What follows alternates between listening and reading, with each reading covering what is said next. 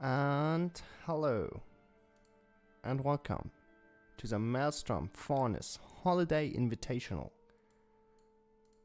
Right now, your casters will be me, Shadow, you know me as the Sun Main, and obviously, Best Sakuya NA. Hello. So, we're going through this tournament today. It will be a double elim best of 3. And our first match. Oh, thank you for the follow.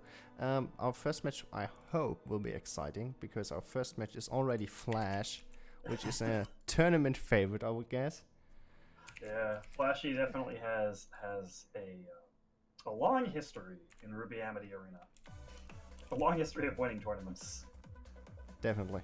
And his opponent, we kinda did some seeding for this tournament, will be Dr. Pepper. Yes, and Dr. Pepper, got their work cut out for them. But even if Dr. Pepper does not win, is this tournament a double elimination tournament? Yeah. So he will have a second chance. Exactly. But hey, you never know. Anything can happen. Yeah, he could definitely pull out a victory if he does well. Just need to see how well he will do.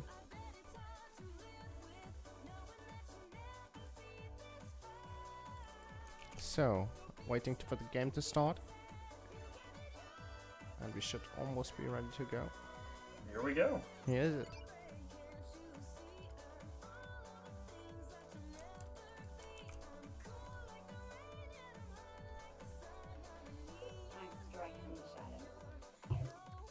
Get some nice thumbs up between our opponents. Shadow Blake play as always. It's a very powerful card, so we almost always see it in these kinds of tournaments. One of the safest bets in the game. Definitely. Ooh, we got the Nax, the new legendary of the game. Yeah, definitely super interesting card. A lot of people still trying to figure out, most optimal ways to defend against it. So yeah, it's not a bad idea to break out for round 1 of this tournament. And the opponent, Flash, obviously using the twin stack. Very aggressive twins placement too. Just going right in, trying to get that damage early on. And he did a good job. The turn's already down to 900 HP.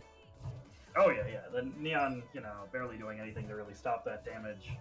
Yeah, Flash is... Would you go so far as to say that Flash is the best twins player in the game, even if he isn't currently playing the game all that much? I mean, before I said, like, CRVT was the best player who had the tendency to choke. Yes. Yeah, I think that's fair. I more mean, like, twins in particular, but I agree with you there. CRVT is terrifyingly good. Yeah, so I would say, and he stopped before twins got really meta. So I could not say if I would still say that CRVT is better twins player. But yeah, from the people that I saw playing twins, I would say Flash is the best, most likely. Yeah. So we do have a fairly strong pile of units coming up through Dr. Pepper here, but it just feels like Neon's going to stop a lot of this damage, and Flashy has all the time in the world to fight this off now. Yeah. He did not get any good opportunities to play as Nuck anymore, which, interestingly enough, most people don't realize how Nuck even works, probably. Oh yeah, I am willing to bet that Flash doesn't know. Because his active does not do the damage which is on the card for damage against turrets, is his passive, and his passive works like Boar Task. So he needs some ramp up movement time to attack the turret, and if you use your active on the enemy turret, he does not get that. Yeah, had some Neons high-fiving there for a second. It looks like Flash is going to start to go in with this massive group of gunners. That's a lot of damage. Ooh, first turret down. And then Flash not stopping for breath. He wants that second turret, wants to secure this win. Yeah, Shadow Blake is able to find left side, but it's only 20 seconds left on the clock, so Dr. Pepper needs to make something happen. Oh yeah. Very much running out of time, and I think with 14 seconds left, there's almost no way he can deal damage in time. Yeah, I think he just would have needed to sack almost most of the HP on central turret or left turret and just go for an all-out attack. Yeah, totally. I totally agree with that. So Flash is going up 1-0. Yeah, Knuckle is so interesting in the context of, like you said, a lot of players probably don't even know how Knuckle works, and I mean, maybe Flash 100% does, but it's just worth noting, this is what, the first game he's played since the last tournament? So, yeah, I don't know. Yeah, it's interesting to see that he just, I mean, obviously it did not matter much that he didn't know the card well, because he simply just never gave him an opportunity to use it. Yeah, that's a good strategy, definitely. So we're waiting, obviously, for these two to get ready for the second match of this best of 3. If Flash wins this one, he moves on in the tournament. If he loses, we go to match 3. Yes, exactly. Yeah, no card restrictions, by the way. Question: no card restrictions. Yeah, definitely. Yeah. See, I know Flash at this point, and he's just, yeah, I have no idea what Knuck does. Yeah, he gets by purely on just like sick mechanics, and everything else is just like, I don't know. He didn't know that Raven had a slow on her attacks until I told him today. That's interesting. What Raven was out when he was still actively playing. Yeah. That's true. All right, here we go. So it seems like Dr. Pepper didn't have Shadow Black at the start in his hand, so he used Neon instead to bank or kind of get some damage in and not have to start pushing, while Flash had Shadow Black in his hand. Ooh. Oh, here comes that winner jumping. Force Twins can just jump back, avoid that, and yeah, it's very brutal fighting against the talented Twins user. Yeah, you need to wait until they use their active, and then you have a small window of opportunity where you can use it. Exactly. And even then, Twins are usually so far back that it's hard for her to do a lot of damage, but you are right, that's the best time to go in. Oh man, the Shadow Black. Shadow Black is so tanky. I always underestimate how tanky Shadow Black is. Yeah. So we have a Twins out. Flash having a nice comfortable lead of Twins and a comfortable lead of damage on at least one turret. So let's see how he uses Nux this time. Again, see, this is there was a passive charge. That was not the active use, it was a passive charge against the turret. But the Fox obviously can just deny that with his confusion ability. Right. He could have maybe dodged it if he used the active of the Nug, which he can do is just active backwards to dodge the Fox ability and then try to go for the passive again. Exactly, yeah. No, you are right, that would have been the best play there. Or playing Nug further back to begin with and maybe forcing a different line out of Flash, but here we are. And Penny just cleaning up ours. Yeah. I mean, Penny and Twins, it's this perfect, terrifying combo where you want to delay, and then you have all of these light cards, gunners, you know, baby death stalkers, and then Penny is just perfect for just setting up, don't walk through here, and giving your Twins even more time. So there's a Mines, which really strong. Oh yeah, very strong, although Twins being able to jump away and prevent a lot of the damage there for a while. Ooh, that's more damage than Dr. Pepper wanted to see on his turret. Oh, God, yeah. Ooh, that's interesting. The second twin, did not get taunted fast enough and was able to get one attack on the Shadow Black and kill her. But Penny still, this turret is 129 HP and I don't see any structure in both stacks, which means Neon can just win the game for Flash at this point. Yes. And at this point, all Flashy really has to do is just not screw up defense here. He's still actually playing Twins, which is interesting. He's not just playing pure defensive cards. He still feels like banking that Twins is optimal here. I mean, maybe it's just he did not think about that he doesn't need to do that anymore. It's entirely possible, too. Because this is just a preparation for the next push, which, time is up. So, game over. And it's just so scary to see him play, so clean. And Flash moves on to tournament. It'll be really interesting to see that against... I do really want to know if Rain is going to play drops, or if he's going to play something else more bizarre. I would like to see Raven drops versus Twins at least once today. I would hope so. By the way, next match will be Hasquack versus me, because I need to fill in for one player that sadly couldn't make it. Versus the legendary Sharo. I will be more than happy to cast this. I hope it's legendary. I'm scared. I did not prepare at all, as always. Has the number cruncher on the ladder, getting us those box numbers versus Sharo, the sun god, the sun representative. Exactly. The shining light in the darkness. I'm the shining light. Oof, we are lost. No, this is good. You guys are both real good. This is gonna be a good series, I'm sure. Okay, no. I'm gonna stand my ground. He joins my game. I'm the boss. So I'm gonna be quiet and leave it up to you. Okay, that is entirely fair. You don't want to cast yourself? I mean, I can if you want to see me lose. Oh, I'm jumping in. Alright. There we go. Oh, well, Hess dropping twins right off the bat. No fear. And of course, Shara with the appropriate no fear response of, you got nothing, I'm gonna drop Sun. Sun gets one slap. And then the Fox obviously slowing that down, but even that one slap, so much damage. Plus the penny damage too. Oof.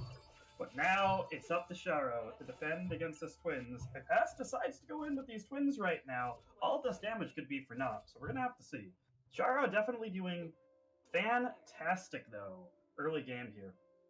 No question. It looks like Hess is going to say, you know what, I don't need the damage right now. I got plenty of time, 2 minutes, 14 seconds on the clock. I'm just going to keep jumping on back. I'm going to keep banking and maybe build up a bigger twins push, which I respect.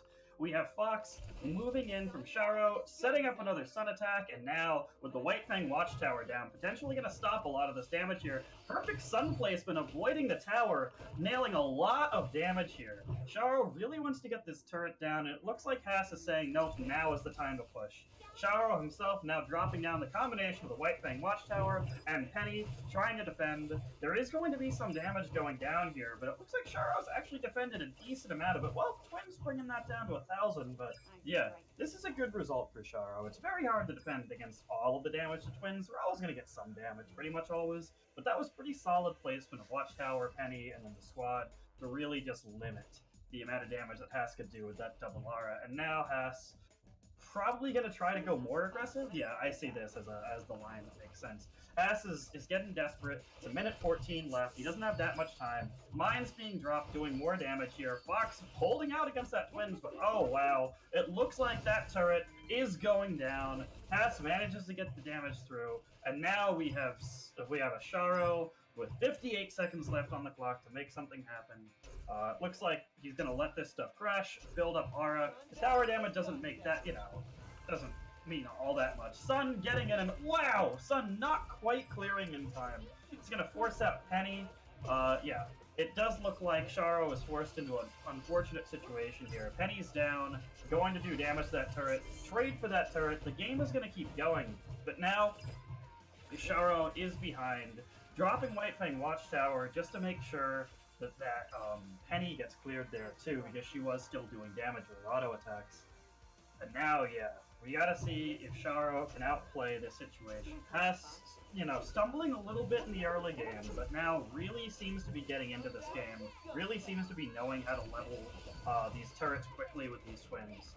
Sun coming out, doing a decent amount of damage there. Could have been a misclick there from the Sun. It's entirely possible. We're going to see Penny dropping down here now, trying a little more chip down. But in a chip war, Hass is so far ahead that Sharo really has to be concerned at this point. Mine's dropping down with the Neon. Really kind of clever positioning there. Using the Neon and the Mines as an aggressive measure there. And we are going to see the classic Penny Twins once again. Sharo actually buying a lot of time here with this Fox. Buying a lot of time here. But, and time is definitely what he needs to try to level this turret ASAP. Oh, those Twins going in, getting so many hits on that turret.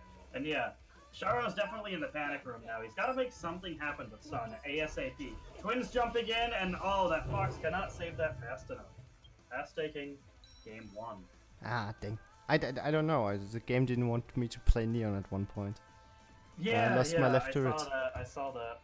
I pressed the buttons. Didn't want me to play Neon. I totally understand. Yeah, that game felt like it was heavily in your favor, and then you just got that one successful Twins push, and that's definitely Twins in a nutshell. Yeah, I don't know. I hammered the button. Didn't want to go. And then suddenly a squad was played and Neon. Oh, unlucky. Well, whatever. If I drop out, I can focus on casting. Let's see. That's true. That's true. You gotta always look on that bright side, definitely.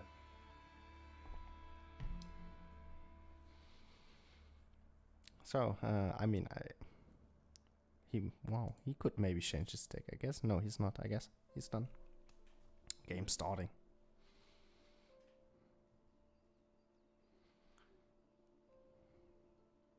Oh, we jump in as soon as it lets me. There we go.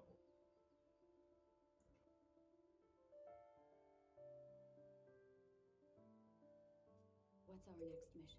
Alright. Good job. And the caster is in. Fox dropping down from Sharo. We have Ilya dropping down from Hess. Nothing committed too much at this point. Interesting play there from Fox, just trying to get a little bit of value and say, like, hey, this Fox is going to die anyways. Might as well distract this Penny and maybe screw up exactly how Hess wanted to play this out, which is kind of interesting. Penny dropping down now. Very aggressive Sun on the right-hand side, going to try to get some damage in, and yeah, that's really, really good. Lots of damage going down on the right-hand side. Mine Neon is kind of this new classic play that's in the game right now. Clearing a lot on the left side for Hess. Still has a Shadow Blake up, so there is some concern there, and it looks like maybe Deathstalkers will be dropped just to snipe that Shadow Blake and make it so Hess cannot return that damage, which again could have been possible there with Shadow Blake and some additional support. Hess just dropping some Gunners down just for a little poke, just so he's not, spurning Aura. Yeah, we are seeing a kind of a repeat so far of last game, where Sharo was very ahead. We'll have to see if Hess can find a way to come back. Oh wow, yeah, really, really good Fox there. That Fox stopping the Sun ability is pretty huge, and we're gonna have to see if Hess goes right in on this, because he probably will. Fox is out. Fox just barely stopping that in time. Was getting really, really low on health. That was tension in the air there. It does look like Twins is going to get one hit off on the turret, and then the Ilya is going to get a couple hits off too, which is major. But you got to consider the fact that this is the right turret and the left turret kind of having the split damage here, right?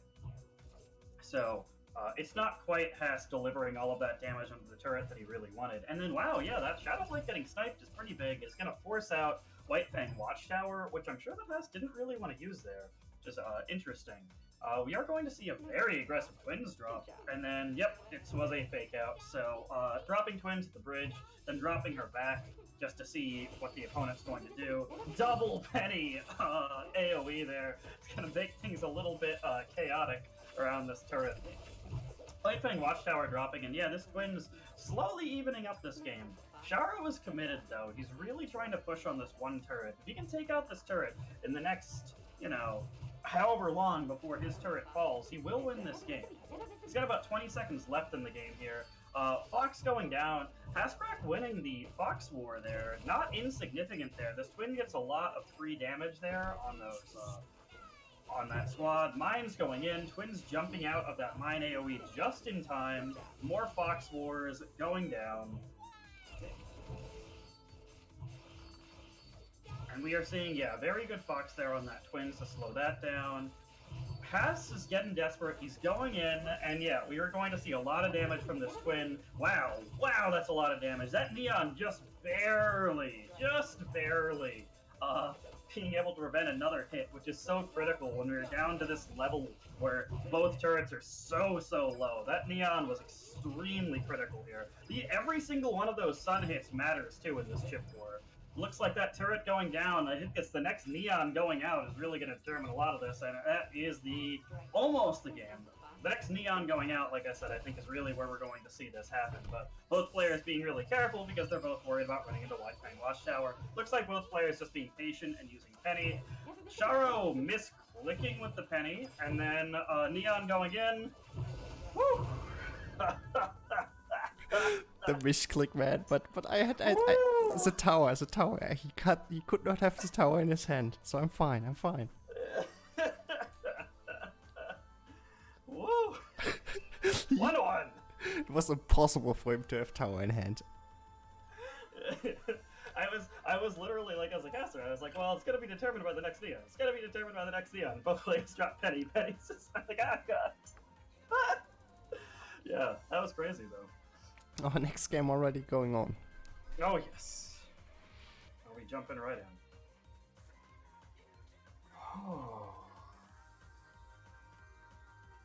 Alright, game 3. I mean, like we said, we were kind of predicting that this was going to be a really interesting matchup. Hass is one of the few players who's actually playing Twins right now other than Flashy. I play Twins, but I'm not in this tournament. I'm casting. So we have Penny dropping down from Sharo. We have Hass dropping Crow, going in pretty hard with Crow right off the bat, which is interesting. We have the White Fang Watchtower beautifully positioned there to stop the Crow jump in, and then Fox's ability was used to cover the other area that Crow could have jumped in. So that was, pretty good. Pretty good.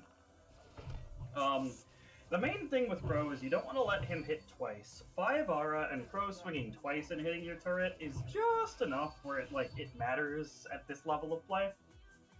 And so that's kind of the test of whether you defend it against the Crow properly. If he gets 3 hits, you're in real trouble. Alright.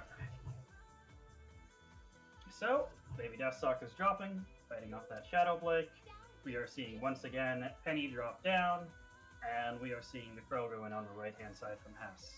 Crow tech is interesting. He's basically saying, I want a 5-hour response that's a little bit harder to defend in the heat of the moment than Twins, and requires a little bit less of a build-up. And we are seeing Sharo go in and do a tremendous amount of damage with that Sun Push. Neon going to stop a lot of this damage. Crow's ability not quite being used properly to avoid that. He has used the ability at a bit too short of a range, and so that Crow really didn't get into the damage that he wanted, which is unfortunate for that Crow. Baby Deathstalker's dropping down to distract that Ilya aggro. Ever important. She is such a strong character in this game. For 2 Aura, can do a lot of turret damage if left unchecked. And we're seeing another Crow drop in very aggressively from Hass, and then the aggressive jump in, too.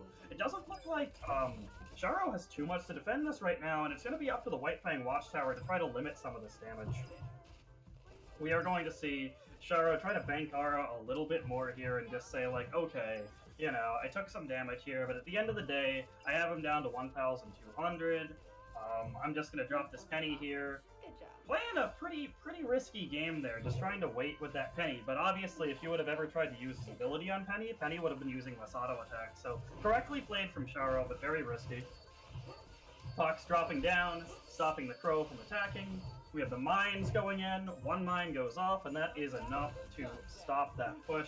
Sun's out with his guns out. Nothing to really stop these Sun attacks right now other than the Shadow Blake Shade, which comes down a little bit too late. With 84 health left, it's pretty much guaranteed that Sharo is going to get this turret. Hass doing the deck swap and doing some fancy tricks with Crow, but at the end of the day, it looks like Sharo is going to win this game and go up 2-1 over Hascrack. Good game, by the way. I forgot to update my overlay, so it was all this time Flash C versus Dr. Pepper. That's fine. No worries here. Oh man, GG has quick if you're in the chat. Yeah, that was great. That was a pretty intense back and forth.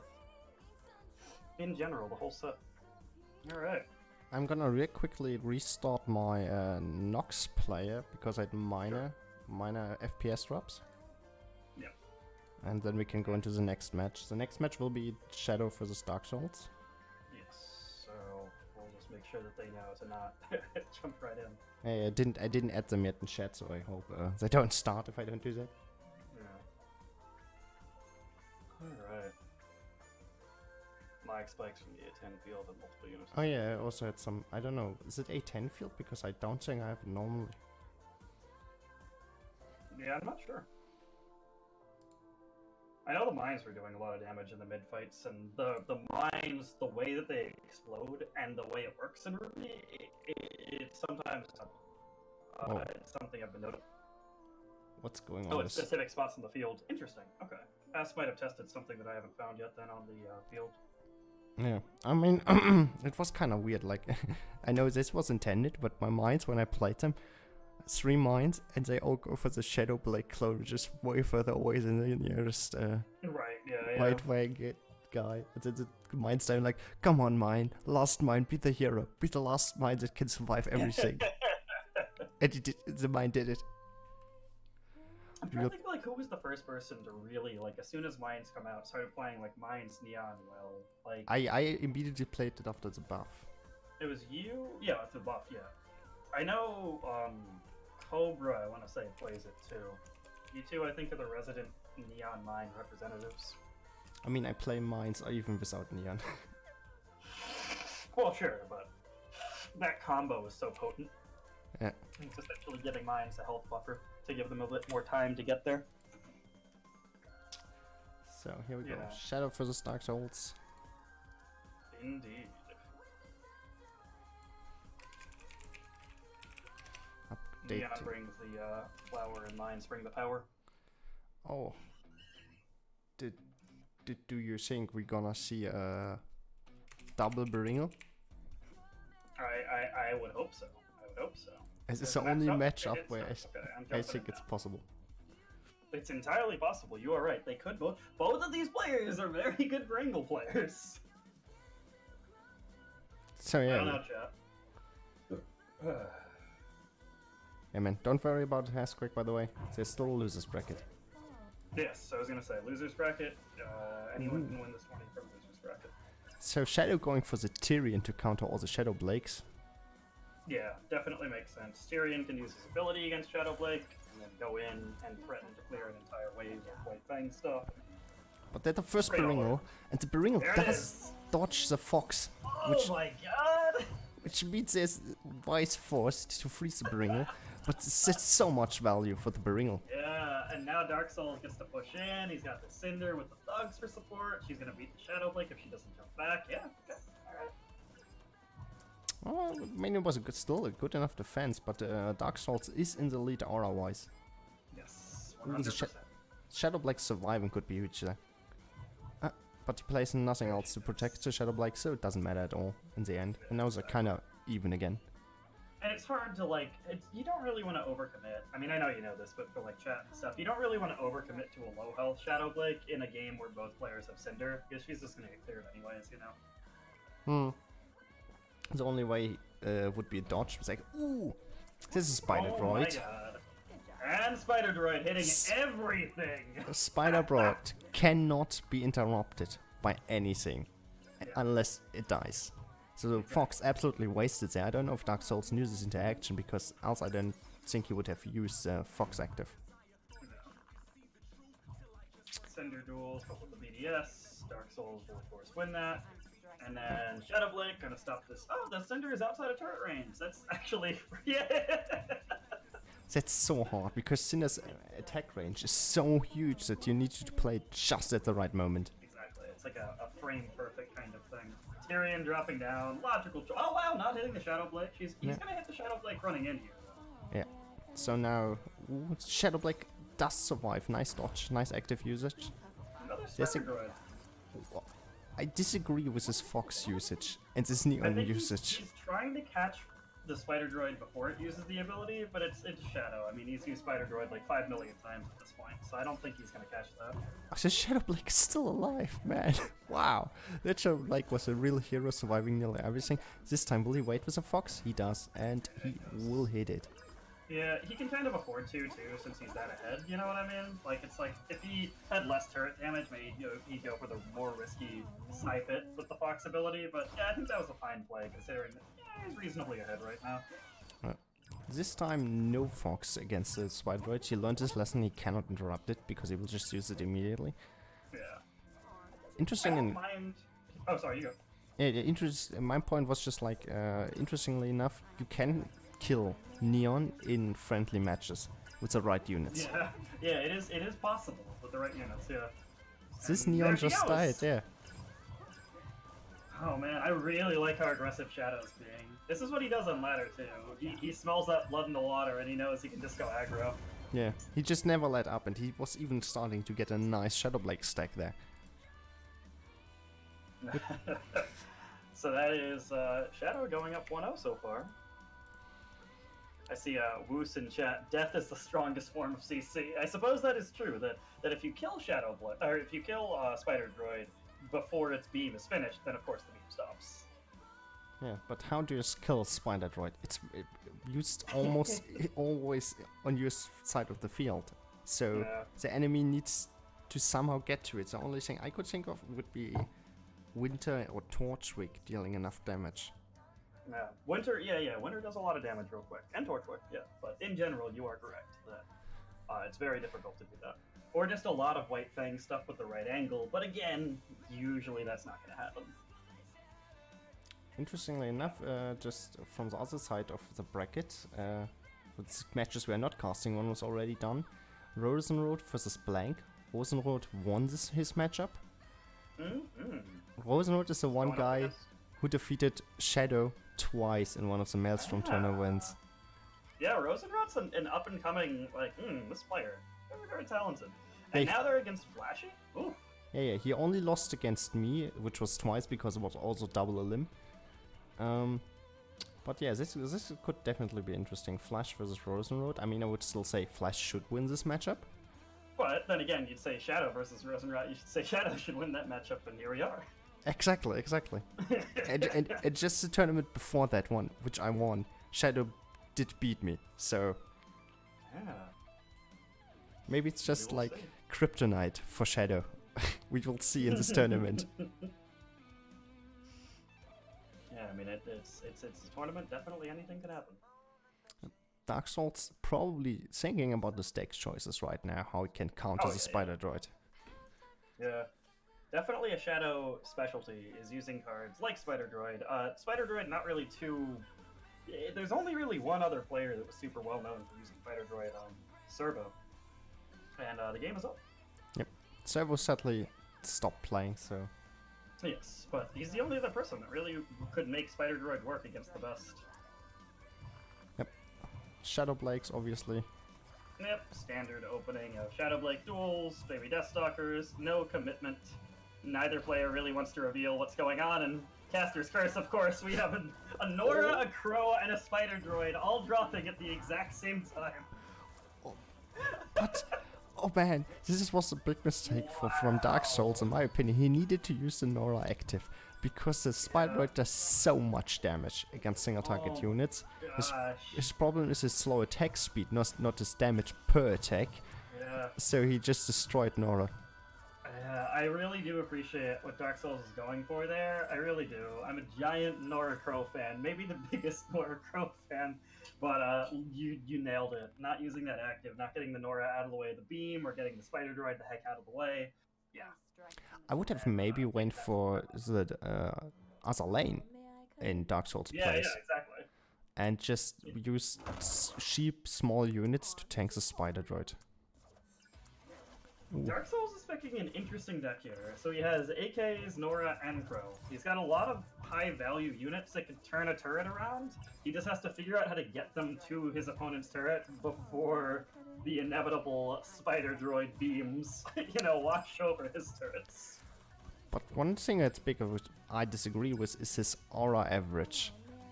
Yeah, it's definitely a Dark Souls deck of just like, I'm just going for it, so we're gonna have to see how it works out for him.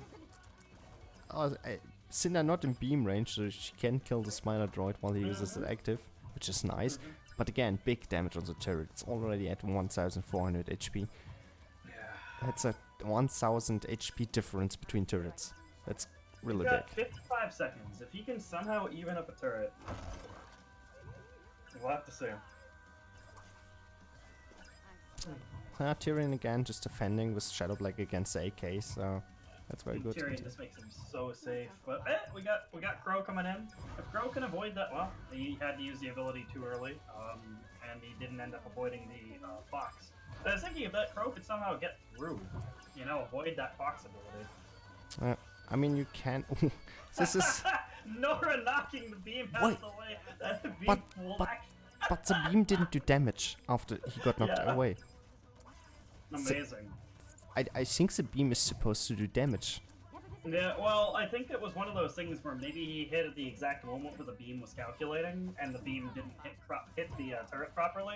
But hey, I mean, that's put the game more into Dark Souls, court. I think that he's just going for it at this point. He's just like, whatever, I don't care. I'm just gonna play Noras and Crows until this turret goes down. And it's working because the damage output of Nora, Crow, and Neon is bigger than Spider Droid, just because the rotation to Spider Droid is so slow with his high cost. Yeah, he's just going more ham. Ooh, he did not have a good card in his hand for defense right there, because AKs against an alive Tyrion is not a good choice. God, that means another spider droid. And this that is gonna be all up to the next Nora Crow rotation. This has to do so. Oh my god, knocking the Shadow Flake away. But she got her active man. off, which is really big. Yeah. But here we see my problem with the deck. The AKs are just too expensive, which slows down his entire rotation to get to the cards he needs to get to. And he has no cheap defense cards except for Neon and 5 BDS, which means Shadow can take second game and move on in the tournament. Yeah, no, you're totally right. But man, that was closer. That was closer than I thought with that aura average, like you said. I did like that moment where Dark Souls was just like, screw it, I'm just going in. Here's a Nora, here's a Crow, here's another Nora. So I saw in chat the question, how did we choose people for this tournament? The qualifications were past performance tournaments, high level gameplay and ladder, and recommendation by other players that are respected in the community. And we still, after all that, had 2 slots open, which I did post in all the Discords I'm in the official Ruby Amity Arena Discord, for example, that you could apply by sending me direct message with reasons why we should invite you. So these were the qualifications for the tournament. And next match will be Humane Cobra versus Adam. Oh, yeah, this is cool. This is a cool matchup. I know Cobra was worried about this too going into it. He was talking about how much pain it was to fight Adam's deck in particular. Hoping to see some real cool gameplay. Oh yeah. While we wait for these two to get ready, quick look. Clash Roubion defeated Nirvana 2-1. Yeah, and supposedly, I think it was Clash was typing in chat that he won with Velvet and Ironwood. yes, Velvet and Jimmy. Which is an interesting deck. Would have loved to see that. Oh gosh, yeah.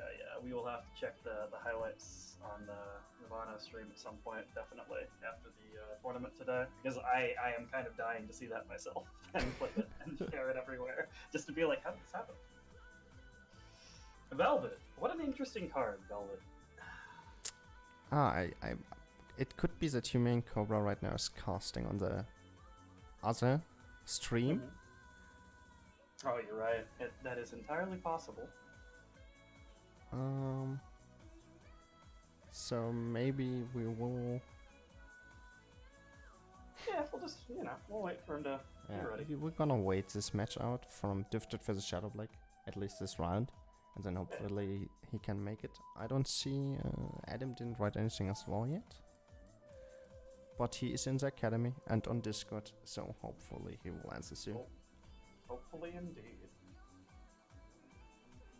Yeah, people were talking about the only reasonable buff they could do to Velvet without like breaking the card would be to make it so she remembered the last humanoid card you played, even if you'd like play non-humanoid cards. Like if you play Sun, then maybe Deathstalkers, Velvet would still be like a playable Sun in your hand, Yeah, that would be great. I don't know if that would necessarily.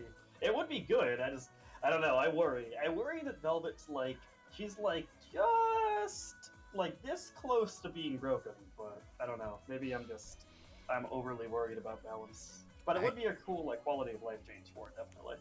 Velvet is a card that could be broken if there's a card that would synergize with her to make her broken, which I think is missing at the moment. Yeah. I found that 2 crows is pretty spooky.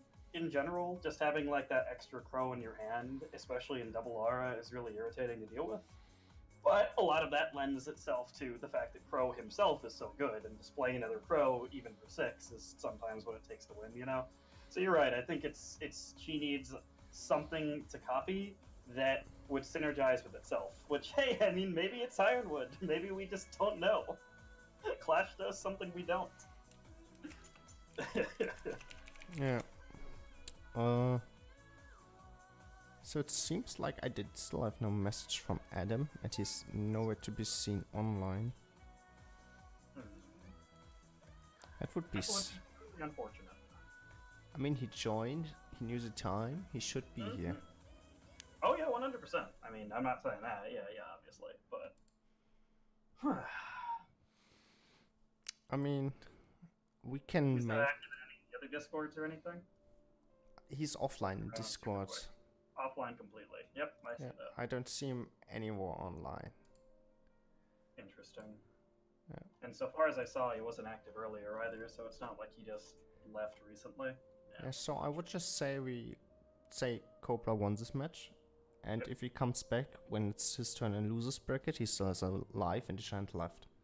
Yeah, we just gotta keep moving the tournament, and that's 100% makes sense to me. Yeah.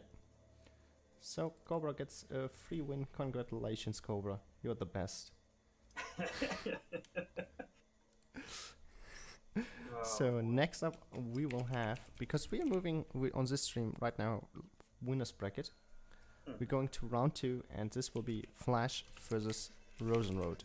Oh, I'm so excited to cast this. Yes!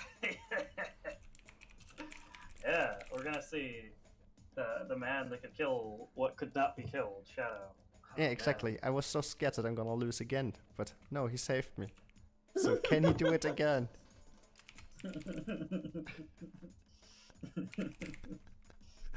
Can he do it again? My German brother. Here we go.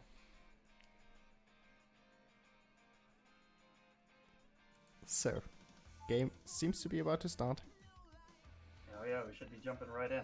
I'm definitely excited to see the decks too. Flashy, probably playing Twins, but I want to see what Rosenrod's playing. Oh, it's still a grey button for me. Yeah, I'm just waiting. Yeah. Yeah, I'm gonna be honest, I don't even remember what he played. Yeah, same. But it was kind of shocking that it went as fast as it did, and yeah, we'll have to see. We'll have to see. Yeah, so... I mean, we didn't cast him this time because Nirvana casted him, so we can't know what he played in the round before, and I didn't look it up. I mean, if you have an eye on it and tell me as soon as it starts, I can scroll up and we can cheat and look at the past match. Oh, what he played. the game is up now. It's up now. Yes, Of course it is. As soon as I move away, that's a curse. That's the curse. Oh yes. Oh my gosh, we're having a game already. Nevermore Chicken Neo going in. Oh, Neo hitting the turret too on the first hit. oh, in the Nevermore Chick. That's, by the way, fun fact for people. I have 2 Sun decks run right now, and the second Sun deck only exists because of cards like Nevermore Chick. It's a spicy card. It's a card that top players really don't like because it forces them to play very differently than they'd like to. Exactly, because it's not optimal against anything else. Yeah. But that's My god, Flashy going in. He is getting a lot of damage with his Twins. Yeah, the wall did fall out of the meta after the aura change from 2 to 3, simply because it was not a valid counter against Neon anymore, and most of the meta already is around cards that can easily jump stuff like Neon and Wall, because Neon existed before and forced everyone to play Crow, Twins, and whatever. Yeah. White Fang Watchtower definitely big right now, but Wall not so much. Wow, that Nevermore Chick stopping that. Oh my god, she's in! She's in 2 hits. That's great damage, but I was gonna say, Fox that's is... honestly, if he keeps doing that, he could come back. Because Flashy, it takes some time to set up his Twins' plays, and Neo doesn't care about time. Here's the problem I see for Rosenrod. I mean, we don't know one card, but I don't see Ice Wise, I don't see Ice Flower, I don't see Fox. What could it be? So, if it's not one of these cards, I don't see him defending Twins efficiently. Well, the question is, what if it's something insane like Berengal when he plans to break out as soon as that clock goes over a minute? Ooh, but Neo is defended there with small units. And a Fox as well. Fox is gonna stop all of that damage. Yeah, and we are Very well already... played from Flashy. There she is! It's Bumblebee, but there are already 2 Twins on the other side. Yeah. And he will now force active to clear out the squad. Okay, this wall isn't really doing what it wants to be doing. No. The wall, sadly, did push the twins, but the hitbox of the wall is too small, doesn't push them far enough away for them to lose aggro against the structure, which means they can't attack the structure through the wall.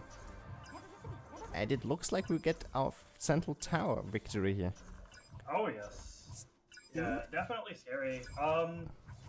Yeah, I mean, just something as minor as getting that wall out of that deck, I feel would make this deck so much stronger. I mean, there's other changes I maybe would make, but hey, I mean, I'm the caster, not the player, you know. The wall is the main thing, where I think it's just going to be really hard for Rosenrot to use wall to fight against a Twins deck, you know? Yeah, I absolutely agree. I don't see walls do anything against the Flash deck, because Yeah. it does... And even like... Oh, sorry, you go. No, it's just, it doesn't stop anything but Neon, really, because everything else exactly. is just there to block for the Twins. And like even Shadow Blake, that's like, oh, I get stopped by the wall. Shadow Blake doesn't care because that just gives him more time to active and more time to build up other stuff, you know, like, yeah. The only thing that it really stops is Neon and doesn't really do it efficiently. Well, we're in the next game. Yep, next game already there. Okay, this is a different deck. This is a very different deck. I'm okay with this. We've got a problem. Oobleck and Spider Droid. This is cute. They have a lot of health to work with Oobleck. Shadow Blake. Yeah, I mean, I'm actually and Carmine too. Oh my gosh, this is a very interesting deck. I'm liking this. I'm okay with this. I understand definitely the theory behind it, like with Oobleck and Spider Droid active with Carmine. Yeah. You can clear out all the small stuff, and Spider Droid's normal attacks just shred everything that's just one unit. Yeah, totally. This is great. This is absolutely fantastic. And I'm not sure about that last Oobleck, but yep. We get to hear my favorite voice lines entire game. We've got a problem! Yeah, this is kind of what I'm worried about, though, is now Flashy has this Twin sitting back here, and there isn't too much damage that happened. I think that Rosenrot does have to play this very precisely. Like, he can't just play... The first Oobleck break, the second Oobleck, it's kind of stood there and died. And I think that's kind of this game, yeah. He needs to play this very precisely, where he really does need to be like Spider Droid, Oobleck, Shadow Blake, like, every single time the rotation needs to be perfect. And if he does that, I think he has a good chance here. Again, the question becomes, okay, he's got the damage, but what happens when these Twins jump on his turret, too? I mean, Spider Droid can definitely kill the Twins, but they can just jump away from it. And Carmine is a nice card with Spider Droid in theory, but Twins, again, active, can just jump out of the Carmine. Yeah. Neon can take the focus, so it's really hard for him to get his Spider Droid to hit the Twins. Yeah, he's going in. That's gonna be some damage. I like the small stuff that Flash did there, because one of the twins was damaged, while the other twin was not damaged, and he typed it so that the undamaged twin jumped in, so it's more likely that the twin can use their jump ability later on to move to the other turret. Right. Flashing on twins, man, it's just so scary every time. By the way, Neptune was played, so... I'm sorry, Rosenrot, you're gonna lose, and I'm not a fan of Neptune, because in my opinion the only thing Neptune is good is denying my son. And I think I'm the only son player here, so I'm not a fan of this card. Oh man. Yeah, I mean Rosenrot played he played a really cool strategy there. I just think, like I said, it required really precise execution and maybe a different card of the Neptune in the deck, yeah. Yeah. But yeah, Flashy, once again, showing us he's the Twins man. Definitely the Twins man. So next up we're gonna have Clash Royale versus Drifted. Okay, yeah, we get to see this legendary deck. Although knowing Clash, he's not gonna play it. He's gonna play something else. Like he's gonna play another random assortment of cards. How much have you played against Clash on ladder? Because I say this every time I'm streaming, where I'm like, Clash is one of the best players in this game, but he refuses to play an optimal deck. I'm gonna be honest, I don't know that, because I've never seen him play an optimal deck, so it's hard for me to make this assertion. So we'll see. We will definitely see. And then Drifted, another great player. Yeah, this should be a pretty good match, pretty close. Yeah, Drifted, I was which was funny. Funny story because there was some time. Yeah, we invited Shadow Plague because he did some upsets in past tournaments. Oh, yeah. As he sadly couldn't make it. Oh, let's see here. Oh no, Oh, it's sorry. a different game. And he sadly couldn't make it, but with the seeding we had before, it was Drifted versus. Oh no, Shadow Plague did make it. No, I'm dumb. I'm sorry. He did make it, but the seeding ended up in a way that Drifted was versus Shadow Plague, and last tournament Drifted lost to Shadow Plague and got really mad. Because it was a best of one in the Maelstrom tournament. And after that he promised to never play a best of one tournament again. At this tournament he won against Shadow Plague 2-0. Yeah. Alright, here we go. Drifted and Clash. Well, let's see. We got the Roy. Roy's Oh yeah, Roy, he's our boy. he's a very interesting. Wow. I think someone's trying to impress me here. Well, Sun is a pretty cool tournament card, especially round 1, if you can surprise the opponent. That doesn't really look like the Sun got in and did any damage, but generally speaking, Sun's nice in tournaments for that kind of surprise factor. You're one of the few players who keeps playing Sun effectively and efficiently long after round 1. I think these guys talk to each other to both play Sun, but I'm gonna be honest, both Suns were terrible. Yeah, this is definitely interesting. So we have 2 Suns and a Oobleck. Are they playing the same deck is the question. Yeah, I Let's think look at so. their cards here. Is it like we don't know 2 cards Are from they each? playing literally the exact same deck? I think they're playing the exact same deck. I wanna see at least one good Sun play. What the hell is it? You need to Oh my god. You need someone to tank for Sun so you can use his clones effectively. Yeah. To get them behind or around the turret. But it's okay, there's Velvet coming in. No, it's not okay. It's still bad. It's still...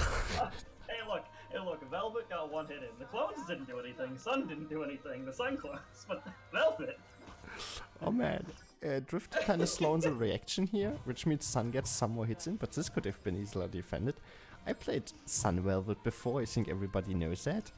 Yes. You still try to play something like Squad and Sun for further back than normal to bank, to have then Velvet ready to be played soon after, but have units to tank for the original Sun already, for him to move up and use his clones effectively. Alright, that's one of the few Oobleck actives I've seen ever that like did something. It pushed Velvet back and stopped her from doing attacks. Oh my god! So many Ooblecks are gonna die to this poison here. Oh, I mean this is an at least the Sun tank for some people, I guess. At least. Defensive Sun, okay. Poor Sun getting torched. I'm Getting speechless. I'm speechless. These players are making. Is this a show match? They're both in the winner bracket. Oh god. I don't want to get off topic from this game, but there's a game that I cast a long time ago in another video game, and it's a lot like this, where people play 2 very interesting decks in a mirror. And I'm having like flashbacks at this moment, yeah. Oh my god, is this Tyrion gonna get a hit? No, Not quite. Not quite. not quite. So it's interesting. Both players are still in the winners bracket, so they can lose. And it's a best of 3. I It's think that's part of the fine. motivation here, yeah. They're not out even if they lose. But yeah, this is definitely an interesting matchup with. We got the double Oobleck, which means that almost certainly... Oh, never mind. I was going to say, obviously, he's just going to wait for the Ooblecks to come forward and fight with Tyrion, but no, I wasn't galaxy bright enough. Obviously, go in with Oobleck. Go in with your own Sun. Oh, there's a Shadow Blake, but the Sun clone still got some damage in, and there's now the Velvet. He could have used the active a little bit more to the right to not get them taunted as much by the Shadow Blake, but he's still far ahead in this game and will most likely take it. In this chaotic world that we live in, I do believe that Clash Royale has the upper hand. He needs to just get one Oobleck close enough to use his active on the turret, which is the strangest thing I've ever seen. Oobleck being the optimal chip option in this matchup, yes. Oh, There's boy. another Sun trying for the finish, but there's a defensive Sun, a classic, obviously. Yeah, oh, obviously, yeah. Oh, he interrupted the active from the right Sun! The Sun has no active anymore with the Oobleck. How is this possible? Oh my gosh. But can he Tyrion, defend please this? stop. He needs to play something else. He needs to play something else. Too late! Clash Royale winning the first game. Oh, So boy. do we expect a more normal kind of think- I deck think- for the second round? Probably more shenanigans. I mean, maybe they were just like, round one, let's play this, and then after that, we'll play it out. But I think we're gonna be expecting more shenanigans. I think they did this one other tournament as well. They played first round Troll and second round Serious. Maybe, okay, then maybe that's the case. Maybe we'll have a super serious, competitive, sequence of decks from both players. Yeah. It's Also, entirely possible. he needs 1 sec. Ah. 1 sec, you gotta make hit the next deck. Blank says he's unfortunately lagging. That's really unfortunate. Oh, yeah, that is. Clash. Yeah, a century ago, in a galaxy far, far away, known as competitive Tooth and Tail, which was an RTS, I cast a game. Going into it, two of the strongest players in the history of the game. Everyone was very excited, like a Flash versus Rain, Shadow, whatever situation, right? Yeah. They chose to only build, basically workers and 1 unit in the game that costs like 1,000,000 gold, and that was it. That was the only things that they would build, and it was bizarre casting them only playing either, things that would get them resources or the equivalent of Queen Lancer. Yeah, if you can imagine that, actually, like 2 players that they, Right. I guess, hacked the game or whatever, and they were only playing Queen Lancer. That's what I had to cast. So that's definitely what that Sun Tyrion Velvet was giving me flashbacks of. But now you gave me an idea. Can someone please hack this game so that I can play a deck with 5 suns? Not 5 suns, I mean 8 suns. And force my opponent to also play 8 suns. We got King 2 coming up here.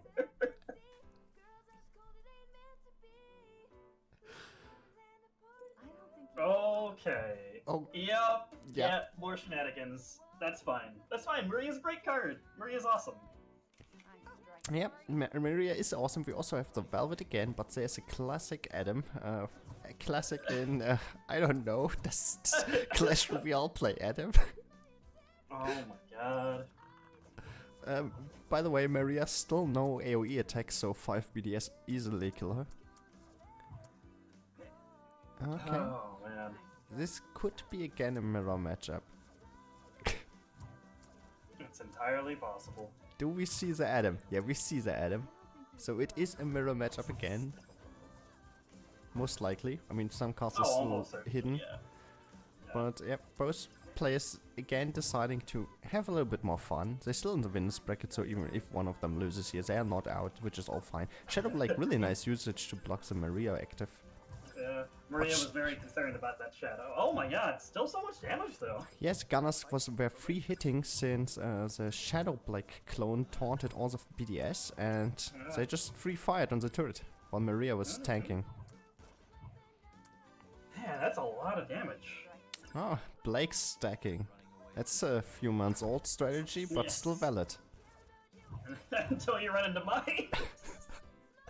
That was unfortunate. These were all units that, if they had the actives up, could survive. But none of the 3 units had the active up. But yeah, mine's not strong enough to one-shot Adam. Not quite. Not yet. Not until they get buffed. Can we get another mines buff? No, please not. Please. They are plenty. Yeah, they're like, now mines drop 6 mines, and they're all in a line. My measurement for how good a card is can it kill Shadow Blake? And mines are one of the few cards that can. That's not a bad measurement. Many cards that are good also can kill Shadow Blade. I also love the idea that Adam can stun mines. That's hilarious to me.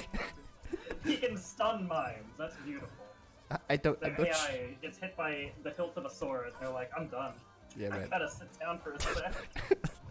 Mines also have worker rights. Okay, now we have a good Okay, this push is a from push. Clash, yeah? But Mines clearing it up again. Yeah, I think this item can still do some damage if it's not wasn't quite positioned right to get away from Ooh, that shade. the Shadow Blake Velvet got instantly hooked by Maria before she could use her active, so that's 4 aura wasted. Oh man, that's a wall of Shadow Blake and BDS now. Can Adam clear it? Ooh, Adam stuns Adam. Adam Morris. What happened? How did Adam stun Adam twice? Oh my god. Oh wow. This is now a Oh, nice that Maria's in. pushback. She's in. Ah, Oh, Shadow okay, the Blake. shade. The Shadow shade, Blake yeah. too strong. But it's okay, Ren, the master of split pushing is going in to get hit by mines and die, but it's okay, you know, I respect the effort. His AoE damage is just so impressive. Ooh, the Adam ship from his passive nearly kills the turret. If he can do that 2 more times, he wins. Yeah, I was gonna say about 2 more times, yeah. Oh, the Adam. Dodging right in. This is a great. Oh, Whoa! no! He had nothing to block the Maria active, and this makes this game 1-1. Will we get a third crazy deck? I hope it's like all the most expensive cards. I've tried to play that, it never went well. No, but if you play a mirror matchup with that. Oh, yeah, exactly. That's why it would be great.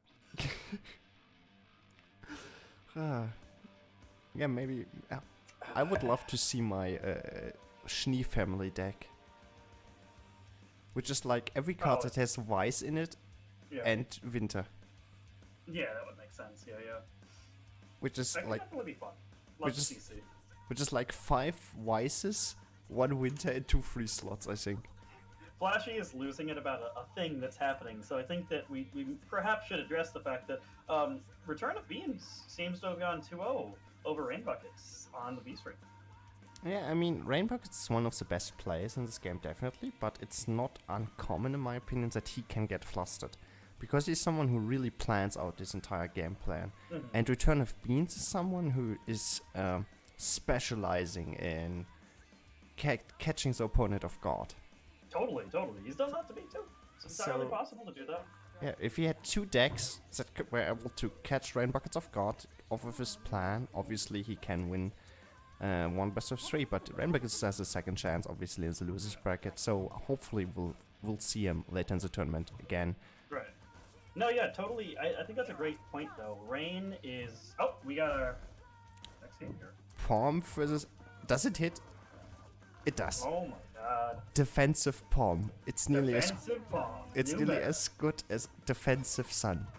Yeah, oh yeah. You better even. Yeah. Get all that value. Yeah, the value is impeccable.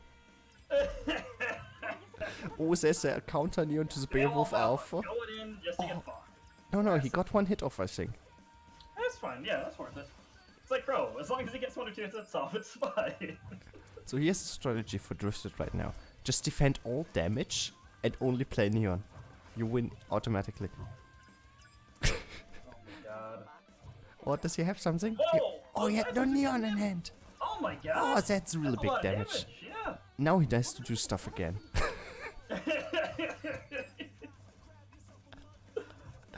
Yeah, it seems like he didn't have Neon in his hand as rotation-wise, and he really needed Neon right there. Or Fox would have also been a possibility, but he was unable to play either. Now he has Fox. You need to play him faster, because the Beowulf Alpha does get damage in if you no, play you're it so totally right. slow. That's Beowulf why, Alpha.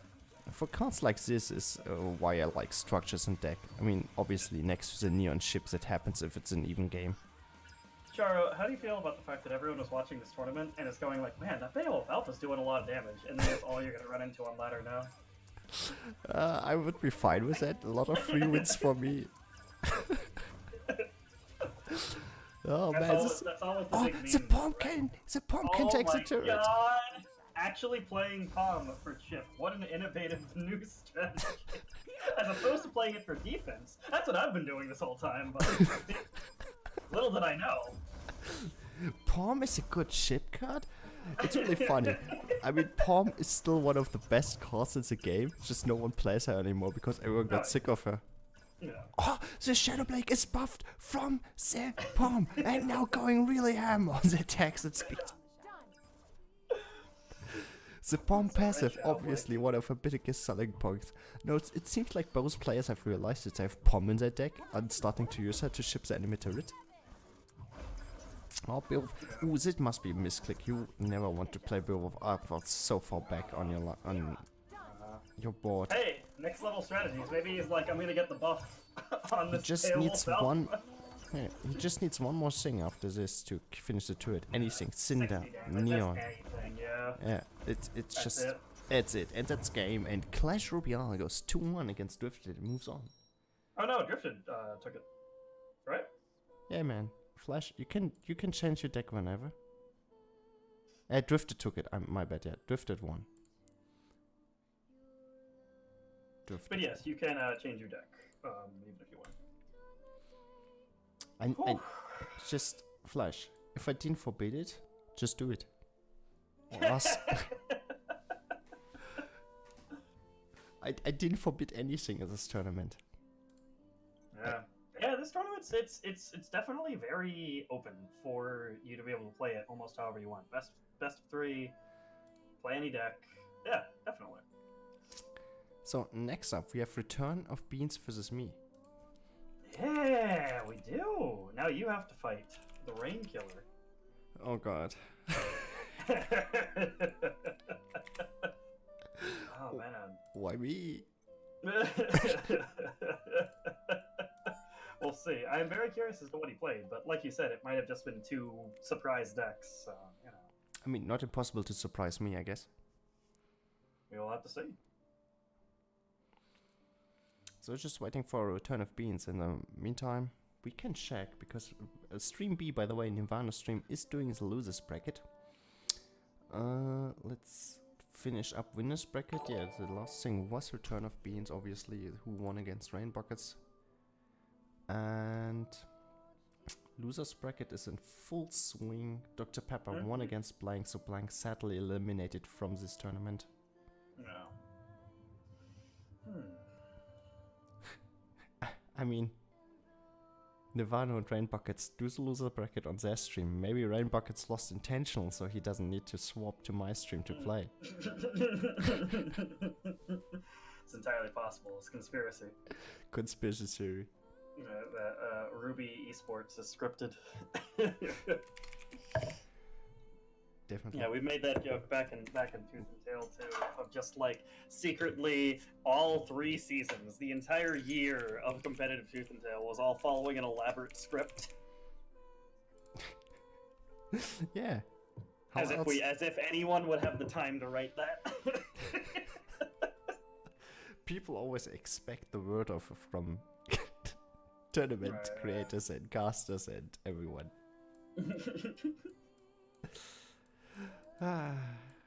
I hope Return of Beans shows up here. Oh yeah, same. Especially with the Rain defeat. It's I don't see why it wouldn't. Does he not? He got pinged, right? Yeah, I pinged him. Yeah, no, super interested in seeing this matchup. I too hope he shows up.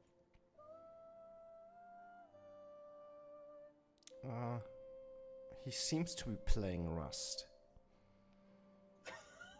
Did someone need to like text him or something? Just be like, hey, hold on, maybe.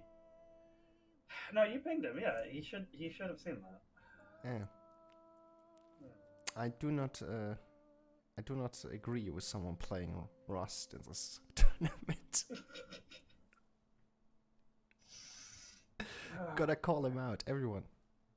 Tell Return of Beans that he should not do that. Yeah, let me just direct message him. Yo, you're up, dude.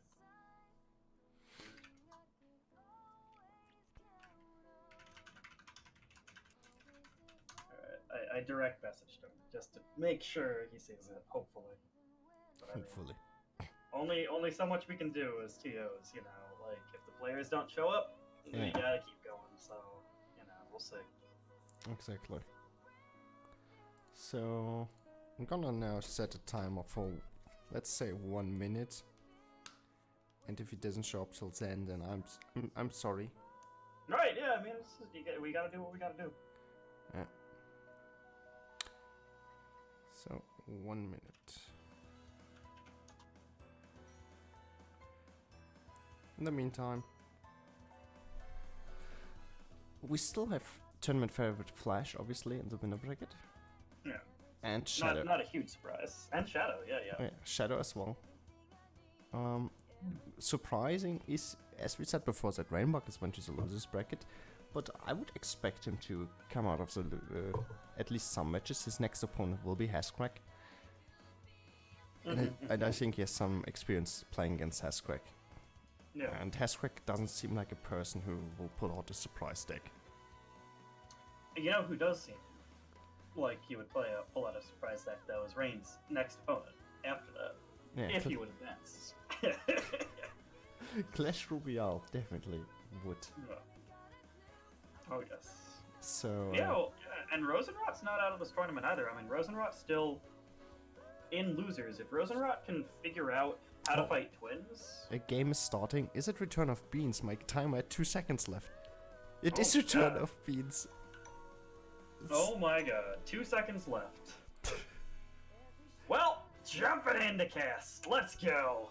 Let's go. We have the God of Light, Sharo, playing Sun versus Return of Beans. Rust Esports Extraordinaire. Alright. Linda's down, and Penny's down for both players. Defensive Linda going down for Beans. Squad going in. Flint stopping the squad, but not going to stop the Sun and all of this damage.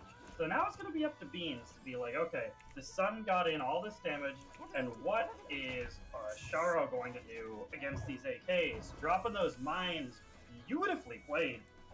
That was so clean. And now dropping this baby Deathstalkers to stop that Sun, and now the aura has stabilized, and wow, yeah.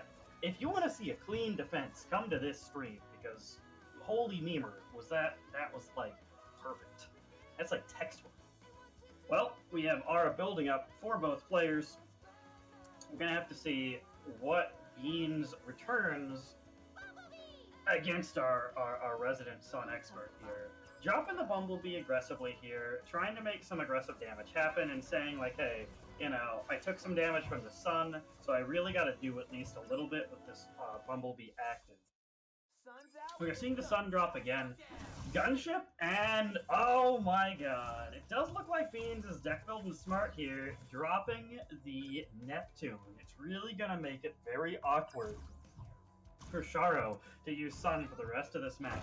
But the damage has already been done, so we're going to see Sharo probably adapt a bit more of a defensive position here, using Penny, and then Neon, and now Mines to try to stop a lot of this damage here. Gunship's still alive, though. Gunship's gonna get 1, 2 shots off, and Gunship is almost like a flying wren, just does so much damage with every single shot. So, yeah. Definitely an interesting matchup so far, and Beans has somehow, through some creative playmaking here, managed to get Sharo's turret down fairly low. We are seeing the Penny drop, we are seeing the Sun drop, a lot of damage going down. Beans just didn't quite have the right defense up for this particular juncture, and now he's got 34 seconds to make this push happen. We're going to see the Valnashan going down, stopping a lot of this mine damage, which was very, very important. Bumblebee going down now, too, and it totally makes sense. Beans has to be very aggressive here. He needs to make something happen. This White Fang Watchtower and the Neon stopping him for so long, and now this defensive Sun going down. And I think that this is pretty much it. I don't think that this Bumblebee is really going to have enough damage to stop this. And Return of Beans playing very, very well. But Sharo, with some clever defense, has pretty cleanly gone up 1-0. At some point, I'm gonna play a tournament without an accidental defensive Sun at the end. At some point, I'm gonna do it. At some point. That was a good game. That was good. That was great. Definitely was interesting. It was interesting to see two very kind of different decks playing it out. The more classic AK-130 and it's and Linda deck versus Sun. Yeah, we're in the next game, but the beginning is a little slow, so I'm gonna say it real quick. The mines against the Bondelshon AK deck, I need to place them directly inside the AKs, else they don't explode at the same time. You are correct. Alright. So yeah, as this Penny and Bumblebee are dropping down, what Charo is describing is essentially if the mines are dropped in the middle of the AKs, they can all explode at the same time, doing more of a burst damage opposed to like a 1-1-1 explosion. And if the explosions are delayed like that, they unfortunately, for the mines, really don't do all that much damage against, say, a Boundless Sean who can heal off each individual mine damage but can't heal off the burst that would just kill them. Alright. Sun getting his damage in once again, and that's really the kind of story of this match. As soon as Beans can figure out how to efficiently defend against Sun, he probably could win this match. And that's really what he needs to figure out with this deck is, okay, I have all of these cards, which are the cards that I can best use to fight Sun, which are the cards that I can use to transition into attack, and so on and so forth. Neon didn't drop down just to stop that Penny from doing damage. Neon will probably be rotated back to because Beans isn't playing a deck where he's dropping like crazy threats at the bridge or anything. He's more trying to build up to a slow attack. Dropping Bumblebee, no support going down for Bumblebee yet. We're kind of getting to the point where this Bumblebee might just be being dropped alone. So definitely a lot of aura that's not necessarily being used optimally there. And now with this Penny going down, chipping away at everything in the back line here. Yeah, I'm not sure about that last Bumblebee play. I think he just was afraid it was too late to commit to the Bumblebee. But now we have a gunship, we have AKs, we have a Glinda, we have a Boundless Sean. Neon's going to stop a lot of that gunship damage. Mine's going down to burst down the AKs, just like we talked about earlier. But now this gunship, 1 shot, 2 shots, 3 shots. And that gunship doing a tremendous amount of damage. Such a strong threat against your turrets in Ruby Amity Arena. Children, please. Glinda going down defensively for Beans once again. Sun going down, and yeah, we are kind of seeing the return of what I described. As long as the Sun can go in and get a little bit of chip, I don't know how much Charo really has to worry about. But we're kind of seeing the flip side, where if Charo doesn't defend properly against that gunship every single time, anytime it gets in and gets some shots in, it's enough chip that it could turn this game on its head. So we are seeing Neon defense, we are seeing the AKs not being killed by the mines, Bumblebee's in, Pennies are doing damage, and yeah, definitely Charo in dire straits as Beans pushing in for the win. And we are now 1-1. I hate gunship. Yeah, gunship is in the same category of Nevermore Chick, where a lot of the more like regular top players are not big fans. By the way, I am stuck in waiting, so give me a few seconds before I get into this next game. Yep. I may have to restart the client due to Ruby Amity Arena having a flawless client. Let me just restart. Stuck in loading. Just do that. I'm gonna think about my super mega awesome special deck. Oh. Heard that. Yeah. So people were asking, just a quick aside as I'm reloading here, how to fight twins. So twins occupy a strange spot right now. The game is very defensive. The way that the game is currently designed, there's some really cool people, like this cool Charo guy, if you heard of him, that can go on the offensive with Sun. But generally speaking, it's very hard to play aggressively in this game right now. And so twins just simply sit at the apex of, what do I do with all of this aura if I can't directly attack my opponent? Well, I can build up twins forever and then use them to do things. There's a lot of other great things about them, but that's kind of where they are. By the way, I am back in. Sorry for the wait. Oh, wonderful. So, whoop. Let's see how Return of the Beans does against my super mega special deck. Which I'm not convinced if it will work, but I have to try. You have to try. That's all any of us can do. All right, I'm jumping in.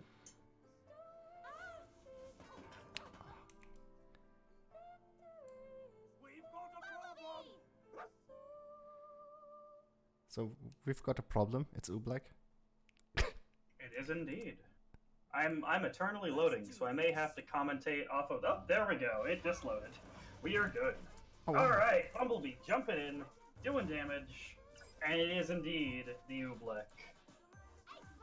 Ice Flower dropping down versus Gunship. Flint. I will say, Return of Beans. Big fan of Flint in general. Haven't talked too much about that on stream, but he's like the world's biggest Flint advocate. It feels like. I feel like I see that in almost every single one of his deck. Stemming the tide against the White Fang, army.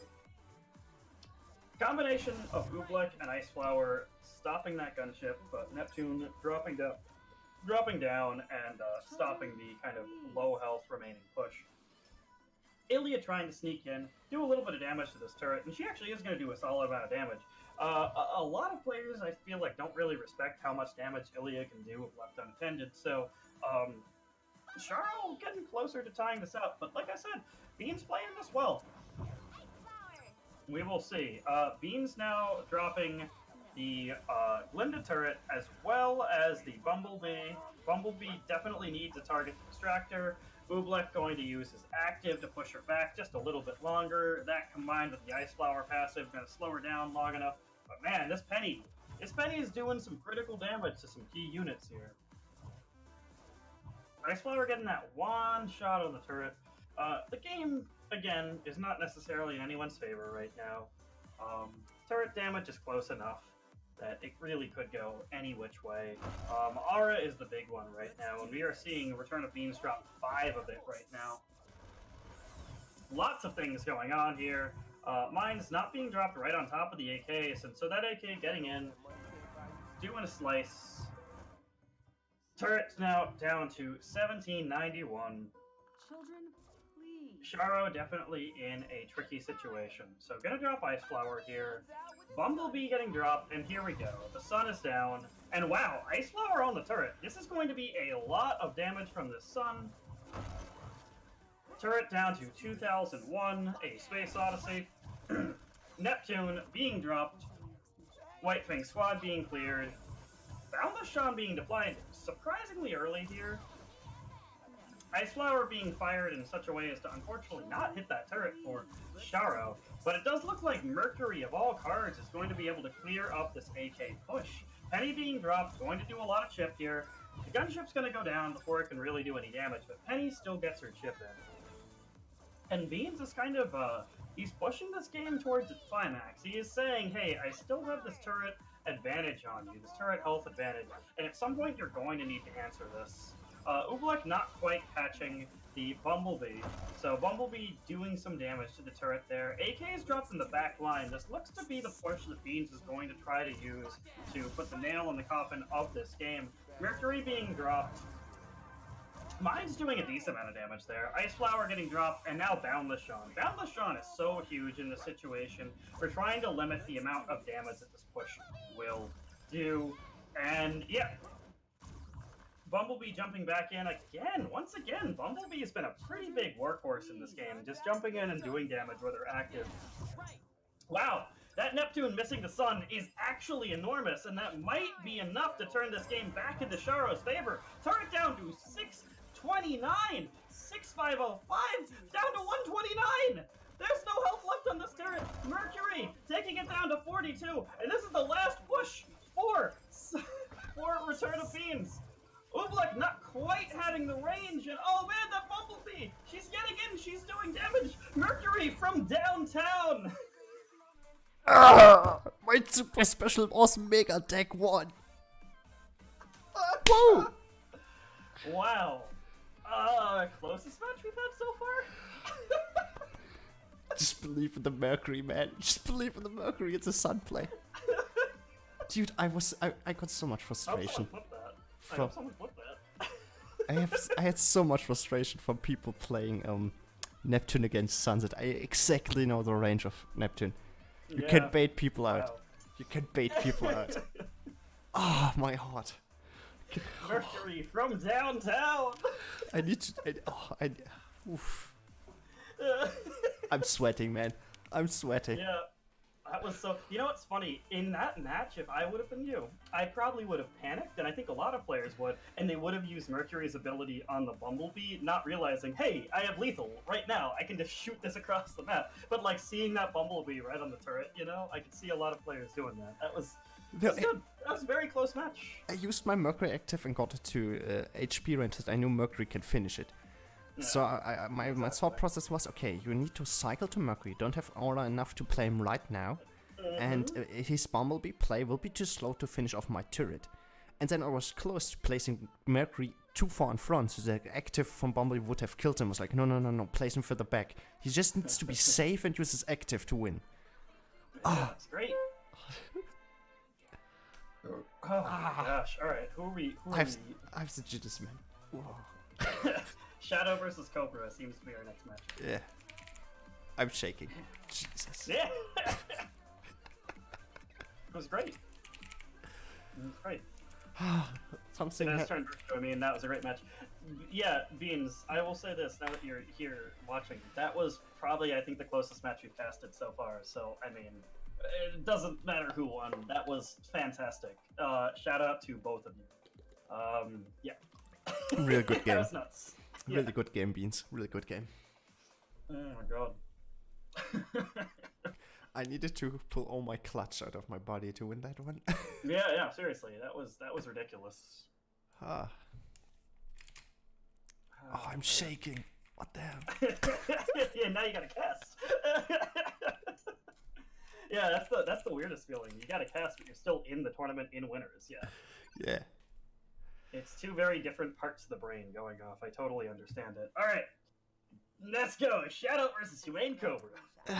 Okay, we got Shadow versus Shadow Blake as always, but obviously there is the Spider Droid which we saw before in the matches There's from a Spider Droid Shadow. lurking, and not lurking anymore.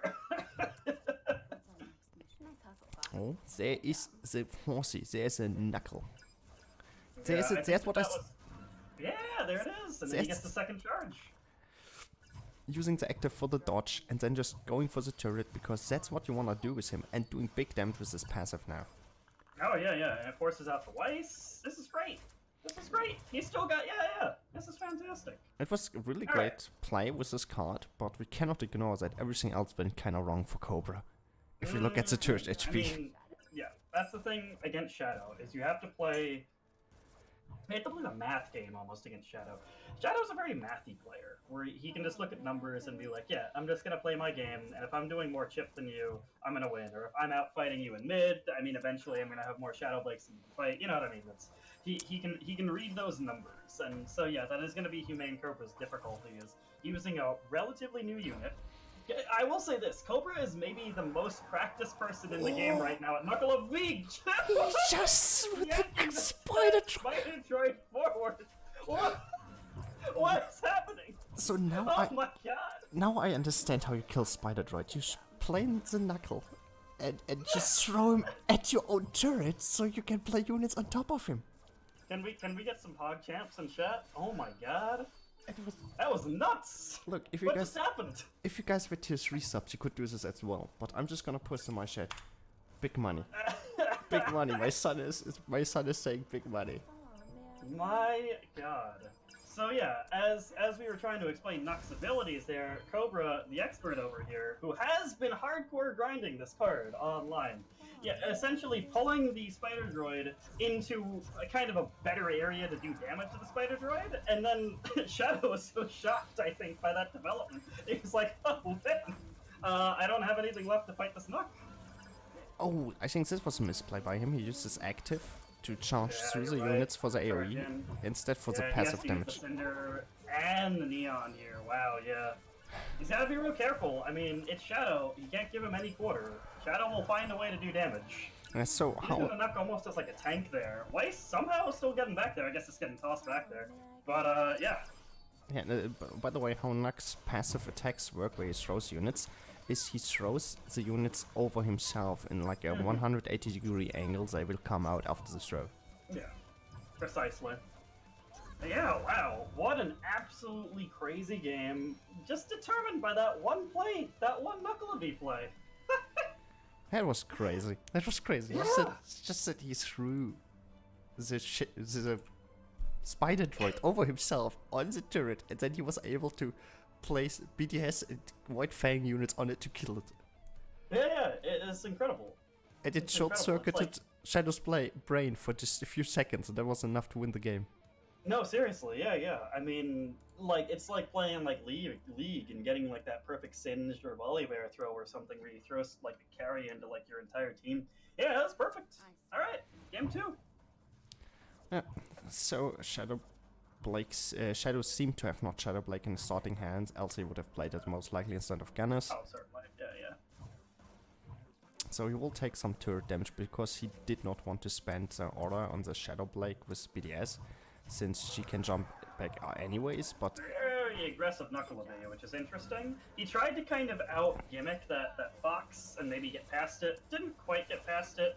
Knuckle Evade's not dead, though, yet, so it is going to do a tiny bit of damage. Yep, it's still doing damage. Not even a tiny bit of damage. That's pretty chunky. That's like a little... That's almost like a Spider Droid amount of damage there. Tyrion can deal with one Shadow Blake, but the other Shadow Blake was able to jump backwards. Still a lot of pressure right now. Yeah, I feel like I'm watching Shadow play Shadow right now. But so, Shadow played it very safe. He kept that Spider Droid nice and back. He knows that positioning after the last game, you know. and there's a Shadow Blake getting thrown. Now the Spider Droid is getting thrown. Now there's a Neon. Yeah, I think Neon's fair there, just to say, oh my gosh, that Spider Droid's still alive. He needed to play something there because he wanted to defend his Knuck against the Spider Droid single target damage. So it was kind of unfortunate even that he threw it backwards. Because he didn't want to play units there. Such a new unit. There are definitely going to be those misplays like that, but yeah, totally agree. So... Yes versus Cinder. There's nothing crazy there, just what you do. Quite easy to deal with it at that point. Now both players are gaining order back, nearly even. So both are able to do whatever they want, just Shadow Blake banking. I guess it's a classic play. You won't see me doing that. Playing it safe. We are probably going to go into sudden death in this game unless the Knuckle Evade pulls the Spider Droid into it. Oh no! Oh my god! There, what the Fox misplay! Fox misplay! He misplayed the Fox active, and Nock was able to attack. Oh man, the Tyrion is just going on a journey! The Tyrion didn't hit either Shadow Blade! Oh, I think Shadow right now is just flustered as hell, and is unable to play with a calm mind. Oh my god. And there's still an Ilia! There's still an Ilia that's just wandering around! He's gonna have to deal with that crap. Okay, she's not going towards the turret. That would have been a lot more major if she did. Yeah. I think right there, he panicked, did a mistake because he panicked, and panicked even more. Oh my god, the Tyrion's so far back. Okay, Weiss. He's like, I'm not trying to use Fox against this at this point. I'm just dropping the Weiss. He's still alive. He's still alive. He's so tanky. And there's a Neon and he has no structure. He's on a timer now. Oh my god, this is over from Neon. That's it. Unless he can go in right now. At this point, he's just like, I'm just the Cinder won't be enough. It's a wasted Cinder active in my opinion because anything would kill the turret except for the Cinder. I mean, he can now play for another Cinder active if he wants to. Get that Neon in. Yeah. There it is. There's a Neon. The Horseman of the Apocalypse. Oof. Oh my god. And that's another favorite going to the losers bracket. Yeah. Yeah, Shadow's not out, but what a performance from Cobra. Amazing performance by Cobra. Now, going into the next round. Wow, the winners bracket's left. We are in the winner bracket semifinals already. It's Flash, Drifted, Sharo, and Human Cobra. Yeah, it's so interesting. Rain, again, like you said, you know, because of Rain's playstyle, sometimes he'll get knocked to losers and claw his way back up and win the whole tournament. Yeah, Rain and now Shadow. It's just flashy up top for, like, the favorites. And then now, of course, we have you, we have Drifted, we have Humane Cobra, and here we are. Not calling me a favorite. Oof. Well, you're a favorite in my heart. I won a tournament already, and I was oftentimes second or third. You're a favorite in my heart. Okay, I guess that counts. Gotta take it. the almost the elite four for the longest time. I feel like in this game, it's breaking down. Obviously, you're amazing at the game. Navano's amazing. We got players like Rosenrot coming up. You know what I mean? Like it's breaking down. But the elite four for the longest time was Flashy, Rain, Shadow, and CRBT. They all felt pretty untouchable. But it is cool to see everyone again, like you, like Rosenrot, like Beans again. He's knocking out players. It is cool to see all of these players showing that there are perhaps cracks in the Elite Four. I think in the past Shadow was a little bit below these three, but he had a resurgence, kind of like a renaissance in his skill level, and just got better and adapted his own style. That's entirely fair. All right, here we go. Flashy versus Drifted. Yeah, very interesting. Now we have the Drifted Classic Crow. On the other side, we have Twins, obviously. Both playing with all the standard cards, BDS, Fox, Shadow Blake. Yeah, 100%. Yeah, I think that what we're going to see here is obviously Crow. Crow can get a lot of value. Gosh darn. Ooh. I feel like I can't even talk about this right now because Flashy's just going Yeah, that in. was a bad defense against the Twins, in my opinion. You just played Neon, he jumped, used the active, and then you need to play something like BDS or Squad on the Twins after the active was used. You can't waste any time against Twins. You just clear them. Doesn't matter what you play. Yeah, You gotta clear them like ASAP. He got distracted really heavily on the left turret by the Squad and used too many resources on that side and in front of his turret instead of behind against its Twins, and now he's in a big deficit. Already one turret down and 1000 HP left. Damage done. Yeah, this matchup's tricky because Crow and Drifted, of course, saying in chat, are on deck too. So it looks like he didn't actually want to play this deck against Flashy. But it's tricky because you basically need to be doing a lot of short-term damage with Crow, but then defending against the more long-term damage of the Twins' eventual, Twins jumping in on you. Crow costs less. Crow's, generally speaking, he's like lower risk, less payoff than Twins. You know what I mean? Like he's gonna get in, he's gonna do a little bit of damage, but Twins could delete a turret. More reasonably.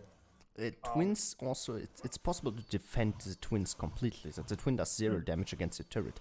On the other hand, it's impossible to completely defend Crow, since his attack is AoE.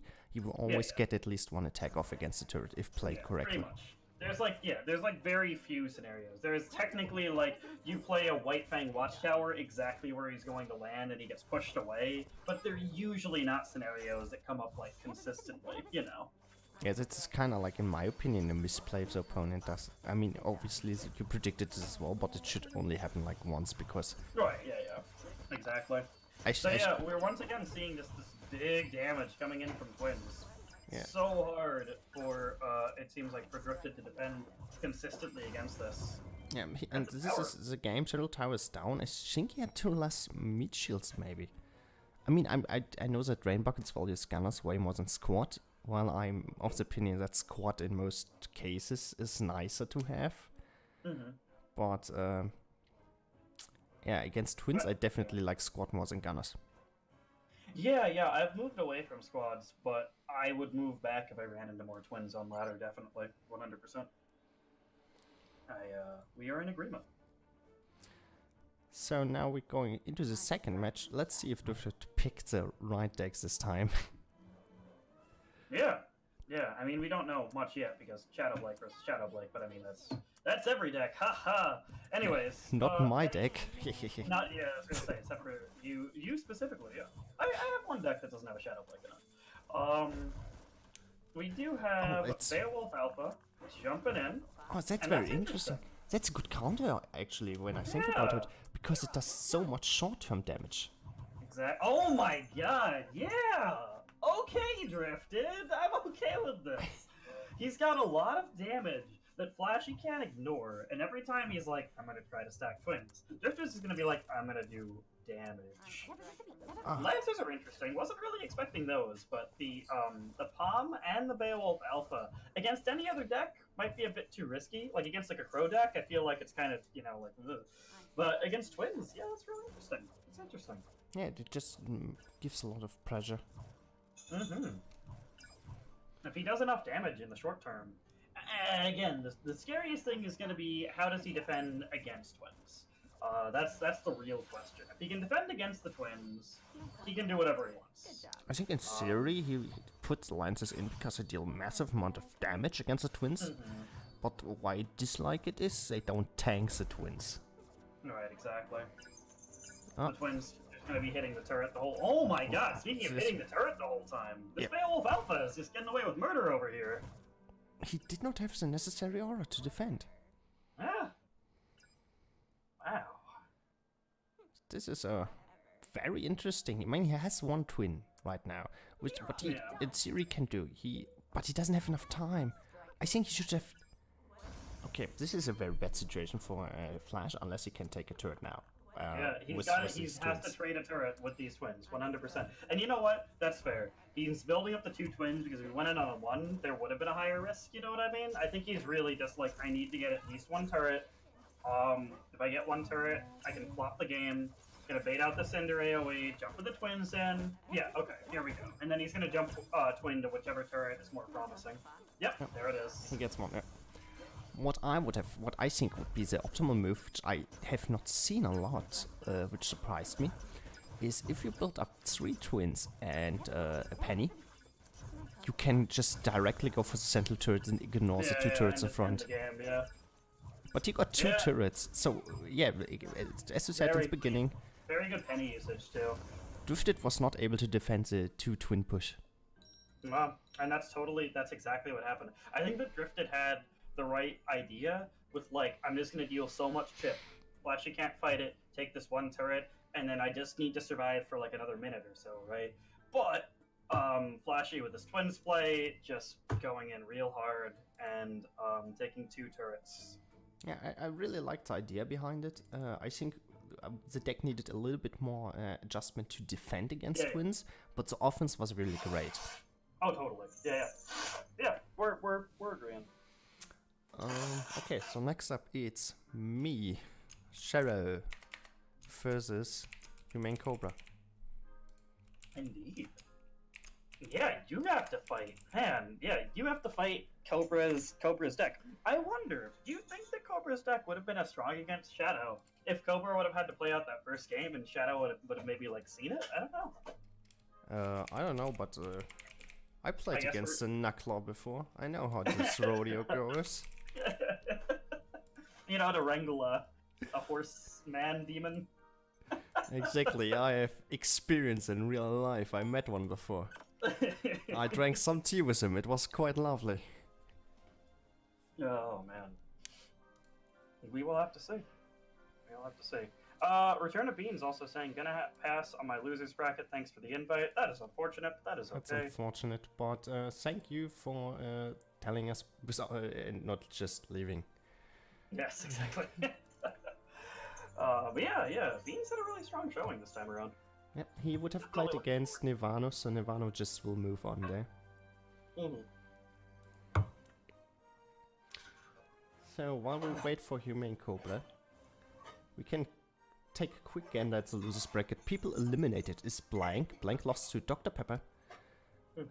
Shadow Plague lost against Nirvana. Hashcrack lost against Rain Buckets, and Adam lost to Dark Souls.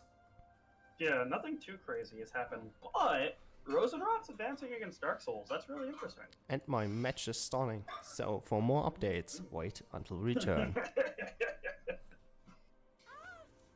Here we go. I am jumping in. It's going to be very interesting to see how Sharo fights against this Knuckle B. Although we are seeing Cobra, not Cobra. We are seeing Cobra drop Crow. So we'll see if Cobra is playing a slightly different deck. He might not be playing Knuckle B against Sun's predicted Sharo, of course.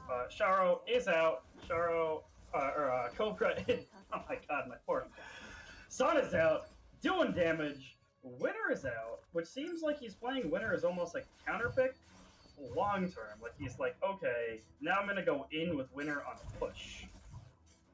I'm not sure what Winner's gonna latch onto though. I guess Winner's just walking in. Gonna get cleared. Really solid defense. Really solid defense from Sharo. I'm not really sure what that play was going for, what he was hoping to snipe that Winner. It was a very strange Winner. Good job. Never miss a beat. Never miss a beat. Okay, Crow going in, back line, getting one swing. He will not get a second swing. And yeah, Sharo just playing this really, really well. We've talked about Sharo's strengths as a Sun player, but part of what makes him able to play Sun in the way that he is, and the way that he does, is his defensive play. And it's just notable that not only is he really good at Sun, but he's also very good at defending against these large pushes in efficient ways that allow him to play a fairly expensive card for what it does, like Sun, and use it to his advantage by kind of playing off of the opponent's lack of aura after defending aura efficiently. So we are seeing a Cinder on the right. She's just going to use his ability. Doesn't do perfectly efficient damage to both turrets, but obviously, again, Cobra cares more about doing damage to the left turret than the right turret, so completely reasonable play there. We're once again seeing a Sun play. Fox being used pretty well against that Sun there. Fox being used pretty well against the Crow in the back line. Crow's still killing off a lot of that White Fang squad. And now we are seeing the push. The winner is down, and we're going to see if this winner gets any value. Once again, the mine's doing a lot of damage. There it is. Winner diving in on that Fox, and I think that's what he was fishing for. Doing a lot of damage there. Might be too little too late in the sense that Sharo is still very, very ahead in this game. But we are kind of seeing more of what Cobra intended to do with this deck, which is when that Fox is played against the Crow, he plays the Winter against that Fox. And yeah, we are seeing that jump in once again. Winter jumps in, squad being played there to fight the second Winter, as Sharo's a bit more prepared this time around. And with this Neon going in, that is game one. This guy taking out the Nuck because he knows I'm the Nuck whisperer, and putting in the Crow who he knows I hate. Yeah, the winner into Fox was kind of an interesting idea. It just doesn't feel very aura efficient. I mean, it's a good strategy if I misplay. Yeah. Oh, totally. I mean, winner is just like Neo, like really capitalizes on the misplays. If you misclick or misplay the wrong unit just once, you could lose an entire turret just to one unit. Yeah, exactly. I think if I just had played my Fox in better positions for him to use Winter, or if he had preemptive Winter without needing to use his Crow active first, it would have been great. But he always was only able to play Winter after I used my after he had to use his Crow active, which allowed me obviously to know he can't dodge my Fox now. I can use my active, and then I can play BDS or Squad to just squash the Winter who jumps in on my Fox. Exactly. So, yeah, Winter was definitely such a strange card, and like none of the top players could really play her in ladder until we had levels in her. So everyone was like, "Oh, I guess she's bad." And then as time went on, players were like, "Oh, everyone's playing Winter now," and it's like, yeah, because we couldn't play a level 2 Winter against like 155s, like level 7 and 8, like epics. Like it just wasn't practical. But, Winter's good. I'm still skeptical of her in most situations. I think she gets played too much for how good she is. I think she's awesome in a Ursa deck, for example. Yeah, you're right. I mean, obviously, there's a lot of bad situations to play her. It's like Neo, you can just kind of play at the bridge and she does her thing. But Winter is a bit more specific. You need a target to hit that gets value, and then that also transitions into her hitting something else that gets value. So it's a bit more specific, yeah. Yeah. So my comparison would be she's a more opponent-dependent Bumblebee, which is cheaper and kills the turret faster. That's fair, yeah. Can't hit air units, though. Bumblebee, I think to me, I mean, obviously there's a lot of things that Bumblebee's really good at, but to me the spookiest thing is you're like, oh man, I'm going to play these air units to fight this guy that's diving in, and Bumblebee's like, nope! So, yeah. Do you know how my Bumblebee deck died? To Gunship and Nevermore Chick, because she does not kill theirs. Well, those air units a bit different, yeah. I'm talking more Ravager and Lancers, but you are right. Gunship and Nevermore Chick don't care. They're just too tanky. Yeah, that's where my Bumblebee late deck sadly died against. It did not have necessary air defense. Yeah, so, I'll be jumping in just a second. Exactly, match is starting. I hope he plays a Knuckler.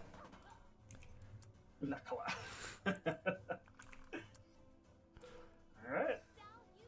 We're seeing neither player commit, as is expected. And I miss, you know, just seeing openers like this, which are the standard. It just makes me miss John Ninja in these tournaments. Like, I just want to see someone like John Ninja start entering these tournaments. I don't care if they win. I just want to see someone that, like, at 7 Aura just starts dropping gunners and White Fang squad and stuff right at the bridge. Alright, anyways, just seeing a little damage on both sides here. Cobra getting a surprising amount of damage from the Shadow Blake on the left. Shara going in on the right. That's kind of how these trades in the early game kind of work out. If one player has like a slightly better hand or a slightly better trade in this early game skirmishes where neither player really wants to overcommit, you run into those kind of situations. Cobra dropping twins, but really not having any aura to fight against the sun. And yeah, that's a lot of damage. That's a lot of damage. And so Shara kind of trading back up. So Cobra is playing on the back of saying like, okay, we took some damage, but it doesn't matter because I have twins, and at the end of the day, twins have this terrifying threat of devouring turrets, devouring towers, devouring worlds. It's what they do. Penny walking up, just you know, lazily walking up and waiting for the right moment to use her ability, which is now clearing these gunners, letting that thug get in, get a swing in. Little nice boy. Fox fighting against the squad and going down, and now it does look like in an interesting play, Cobra is going to hard commit to one side, which allowed Charo to play White Fang Watchtower. I'm surprised he didn't just leave that Shadow Blake on the right-hand side to chip that turret down. Knowing his opponent has Watchtower, could have just been like a little misplay. But, regardless, Penny down once again, and we do have 2 twins down, and 1 Fox. Fox being played against the Sun. As far as I saw, Sun has not used his ability yet, so Sun's ability is still on cooldown. It is being used now. Sun sneaking through, doing a solid amount of damage. Yeah, definitely good Sun play. But here we go. The twins are moving forward, and there is the very real threat that these twins will kind of devour a turret. White Fang Squad being played here, definitely doing a lot of damage to these twins. 1 turret going down. And wow, these twins not doing the damage that Cobra really needed. Getting 1 hit, 2 hit, 3 hit, and then not quite getting enough. These mines are going to clear a lot, and it's 10 seconds left for Cobra to tie this up. And there are so many units in the way of this twin. GG, that's how you defend against twins, by the way. You use your units to block them. Oh yeah, no, that was great defense. That was exactly, you're totally right. That's exactly what you want to do against one. So I just said that, and my next opponent is Flash. Oof, my stomach, oof. I think I can't play you, Flash, oof, oh, Yeah, I see that Flash is typing, he's typing loudly in chat. He's very loud, I understand. I respect the all caps in this situation. I understand. Yeah, man, there's just a few people I wanted to dodge. Sadly, I did not succeed in that. Because one person of these people I wanted to dodge decided to stay in the winner bracket. Decided to stay. Yeah. That is Flash V versus me. Yeah, and that's the game that's coming up, right? Yeah, that's the next game, and then we are done with winner brackets. Oh man, so now we're gonna see, it's once again, I'm sure, you're gonna be defending against twins. I mean, what else? Yeah. Okay, Flash, here we go. Loser bracket, here I come. It's fine. It's gonna be a close game. It'll be fine. No matter what happens, it's gonna be a close game, I'm sure. Alright, I'm jumping in. Yeah, so he just played Gunners, I played Neon, so I win the first hand trade. Oh yes. So yeah, we have Shara in the top. We have Flashy at the bottom here on the spectator camera, but since it's flipped on the main screen, I'm going to be trying my best to flip it in my head. Sun jumping in, trying to do damage, saving the ability to a pretty late moment, which is great. Flashy also saving Fox. as late as possible. So that was really cool just to see from both players, just trying to hold on to abilities for as long as physically possible. Sun is still going to get one hit in himself, which is cool. Worth noting that Sun, while not extremely tanky, he has enough health that sometimes he can get in and do damage against turrets like that. So we have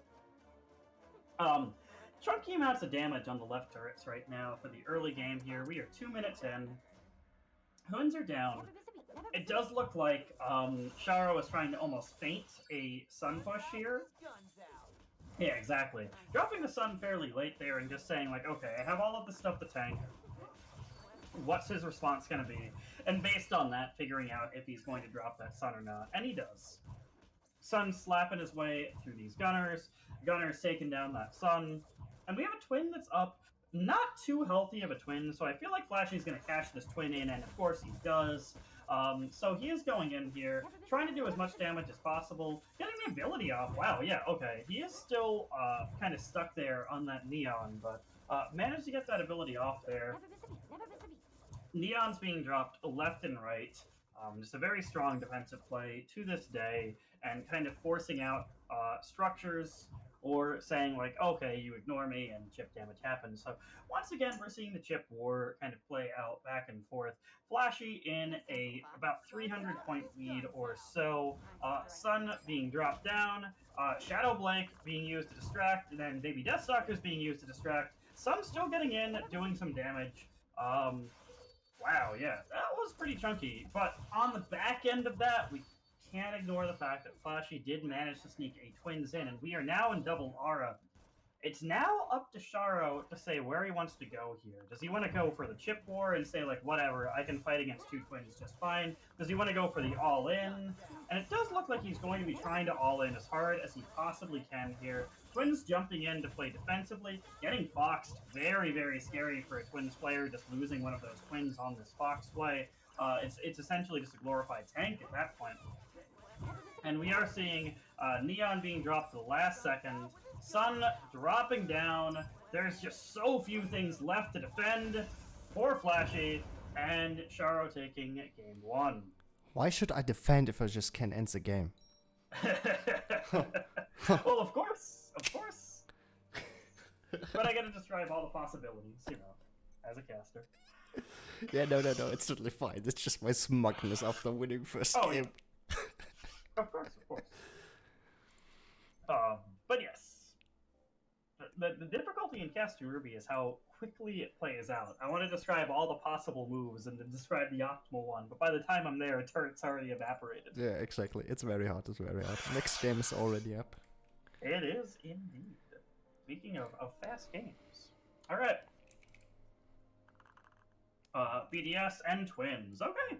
Flashy is committing right off the bat with the Twins and just saying, like, whatever, I'm going to defend against this, I'm going to use my penny, I'm going to try to use BDS to fight against the Sun and tank as long as I can.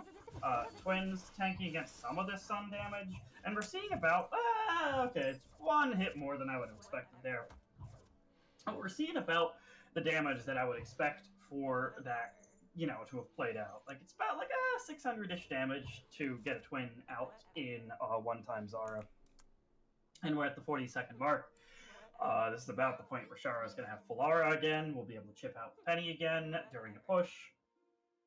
And again, Flashy's playing around the idea that he's going to try to cash in these Twins a bit earlier, I want to say. So he wants to get that double Twin out earlier, clear earlier. I think in this matchup, fighting against an opponent with Penny, fighting against an opponent with Sun, he wants to avoid the double aura situation for too long. He just wants to clear a turret in the first 3 minutes. So we're probably going to see a change of gears towards that. We are seeing, again, continuous chip from Sharo, and it just makes sense. It's what you would play in a situation where you can tell your opponent is probably trying to play for the early game a bit more than they were in the past. So we have enough Twins up where it does look like it's probably going to be a cash-in here. So we are seeing White Fang Watchtower drop. Twins on both sides, lots of damage, and yeah, this is exactly what you would expect, the adjustment from Flashy. Going in, removing a turret, and saying, okay, Shara, you now have about a minute to clear my turret. And even if you clear my turret, I still have all of the twins damage I dealt on the left-hand side. So definitely respect this adjustment from Flashy, 100%. It makes sense. He's essentially respecting the fact that there is a lot of aggressive potential from Sharo in double aura, and his deck is perhaps not perfectly geared to fight against Sun forever, or perfectly efficiently forever. Really interesting too, with trying to attack here, taking out that turret has given Flashy the positioning to be able to drop things like the White Fang squad right on top of his enemy. And while that fight's happening, another twins on the left being dropped down. Yeah, this is definitely an adjustment that makes sense. It'll be interesting to see how Sharo adjusts in the next game, because that's kind of how it goes in the competitive sphere. Both players kind of just trying to adjust against each other back and forth, and figure out the best way to come out on top. Yeah, really unfortunate there. I don't know what happened. It's definitely not my fault at all. And yeah, it's... Yeah, I mean, like I said, he played it's really exactly what Flashy should be doing. But the question is, what will you do in Game 3?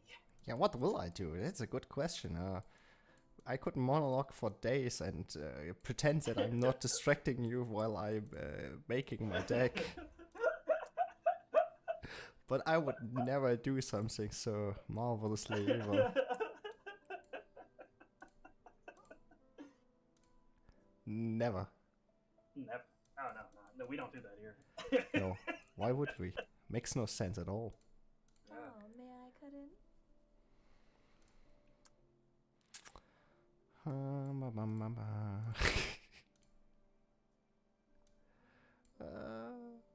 But yeah, we are seeing twins being used in tournaments at the highest level of play. I mean, Sharo and Flashy, two of the strongest players in the game. So it is really cool. It is really cool to see that occur. Okay.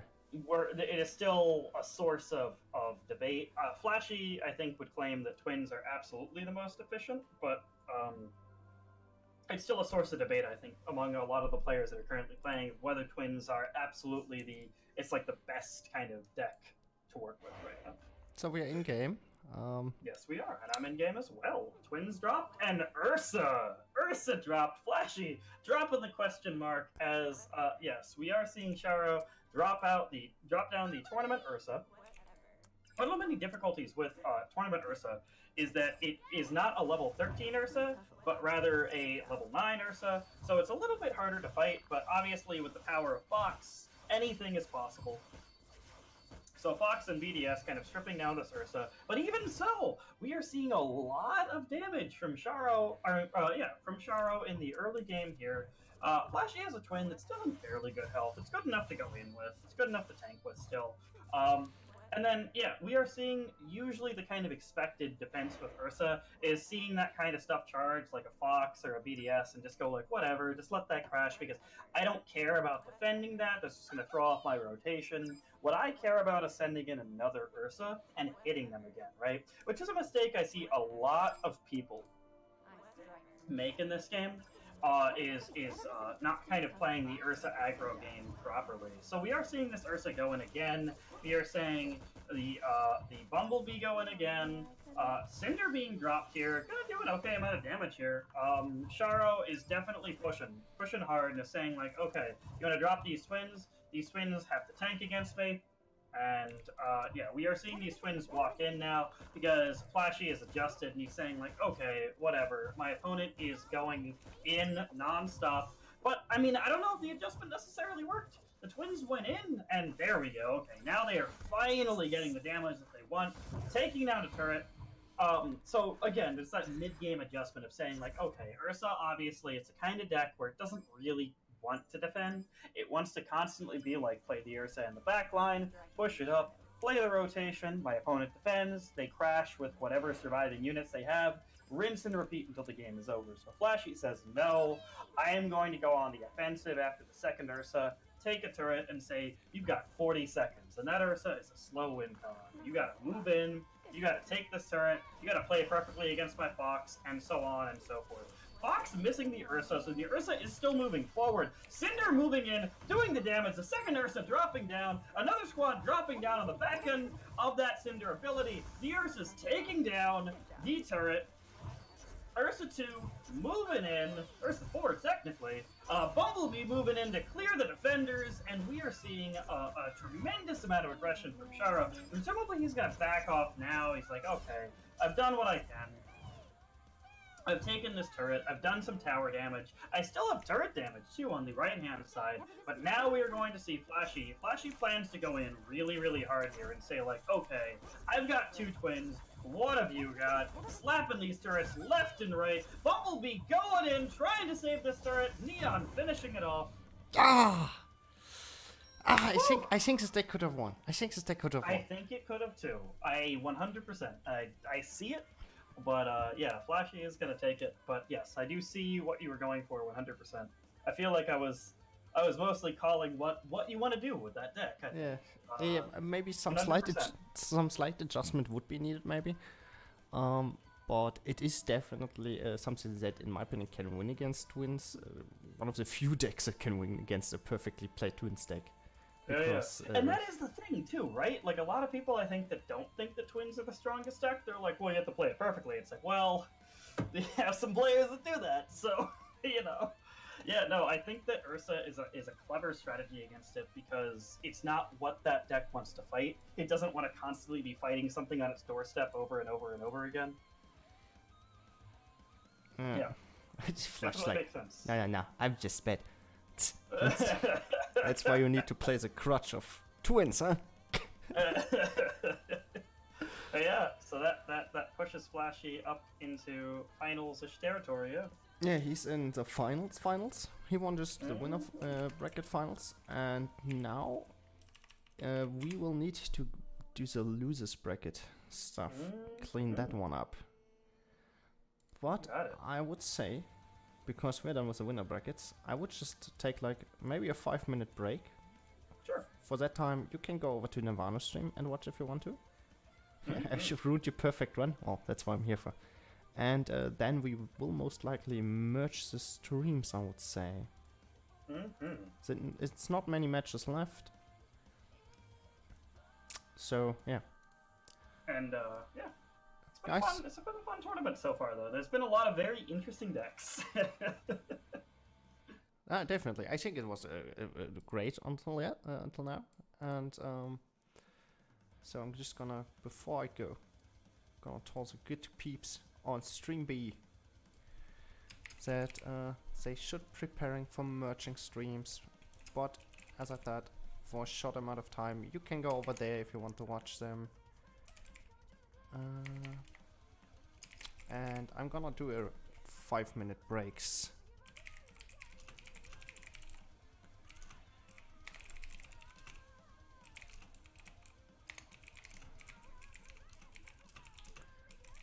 So, I'm gonna be right back. Thanks you guys for watching. You can watch Stream B for 5 minutes and then hopefully come back here because we will merging stream to my stream. Yeah, and correct, Flash outside. Losers winner needs to beat him twice to win this tournament. So, thank you guys. I'm gonna change this now to... Gonna delete this. To be right back. And thank you very much. See you soon. In 5 minutes or so.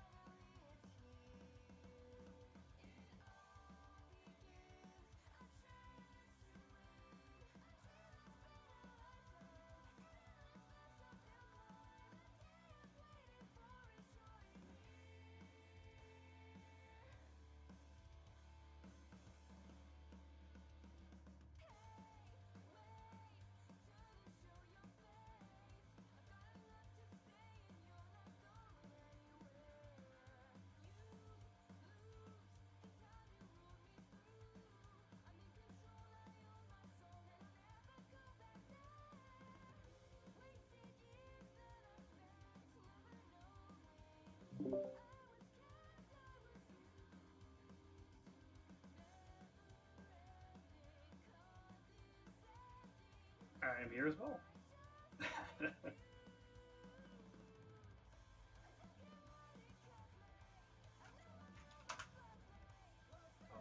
Check in one moment. Let's see what we got.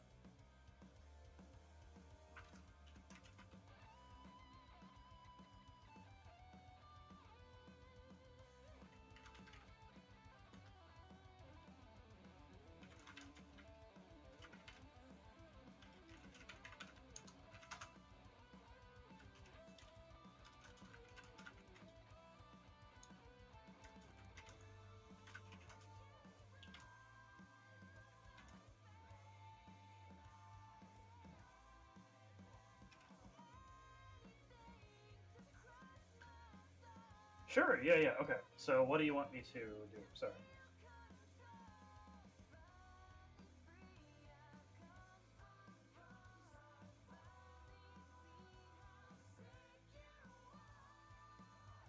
Yeah, sure.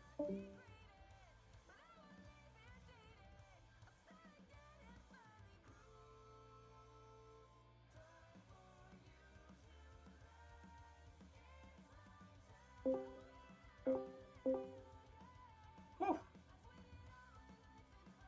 Hello. Hello. Oh. Nice. So, who's it? Who moved on? Was it Flash?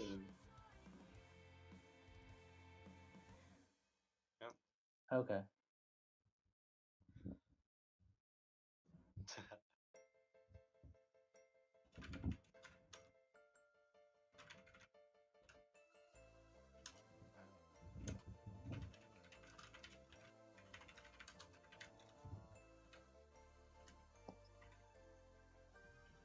Oh, what do you... Oh, really? Yeah.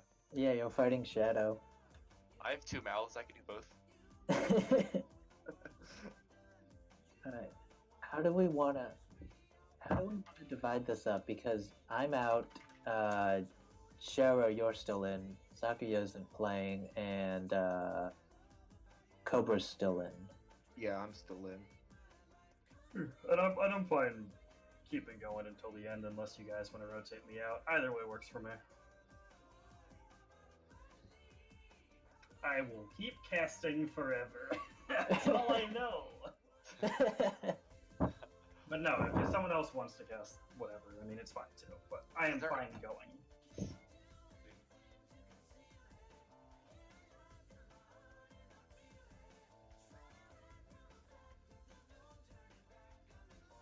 Okay. Okay.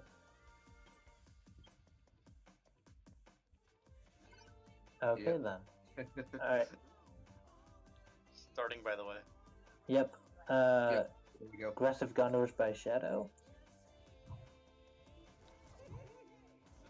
You get in here. And Shadow is playing a Tyrion to counter Nivano's Shadow Blake, as well as being generally good against Swarm decks. There's the Bumblebee from Nirvana here. And that Tyrion's getting a little bit of chip damage in. 3 hits.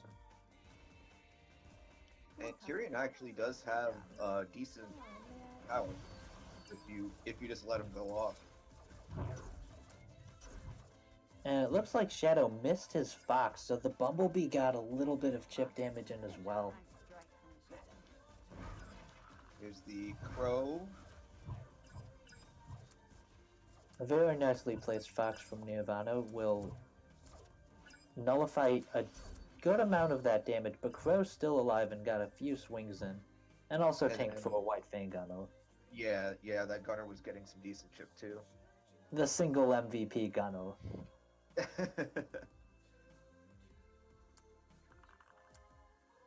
Got some BDS5 in the back. Shadow. Nirvana opts to send in a squad here. Doesn't do all that much. Got a Weiss from Shadow. Nirvana loading up with a Fox, saving its ability for something to use it on. And Tyrion's death skill. Yeah. Tyrion's Yeah. death skill doesn't care about Fox. Yep. Nice hustle, Fox. Good job. Looks like Shadow's going in with Crow. Immediately Foxed, but Yeah, it just gets one. I believe a singular BDS might have gotten a hit. Not sure. MVP BDS. And Ice Weiss is going to come in and clean up that Shadow Blake too. Sorry. Ooh, there's See a it. Velvet Bumblebee. Using the active to knock Crow away from the tower, and I believe that stun locked him a little bit too. Yeah. Nice strike. Nice hustle, Fox. Good job. And the Fox comes down Ooh. just a second too late to get that Yep. Cinder. Yeah. Just a second too late. That was very close. Nice strike in the shadow. Could have been quite a bit of damage.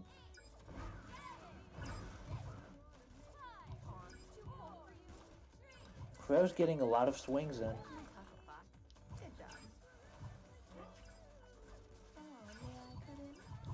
Navano's down to 409 health on that tower. Yeah. I'm not sure he can make something happen because Shadow has a mid-fight advantage. And One more. there it is. Yep. You see the problem there was I was placed Fox with the rest of the swarm, but I accidentally used the tip of my finger so my nail didn't register. Oh no! Oh no. So you missed the Cinder. Yeah. And your last Bumblebee was too greedy. Wanted to kill the gunners and knock Crow back, and then you did neither, really. I mean, I'd already lost at that point. Yeah. The Tyrion was a big issue too, I feel. Oh yeah, definitely. Yep, That's there why are I prizes for done it. that swarm push for the Fox as soon as he placed Tyrion left. Alright, think you got one more game in you, Nirvana? I do. Maybe more than one more game? Maybe That's not. yet to be seen. Think- Alright, we're going live. Both players exchanging emotes. Neither of them used the pure scream emote, the obvious best emote. I don't know why. Come on. You guys gotta use it. You think I have the money to get that emote? Focus on your game, man. Alright, the Tyrion comes down and is going to clear that Shadow Blake.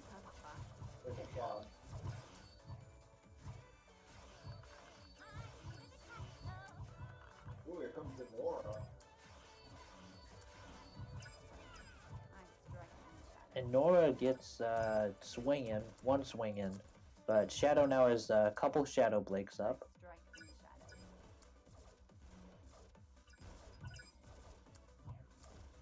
Trying to get some chip, but nothing.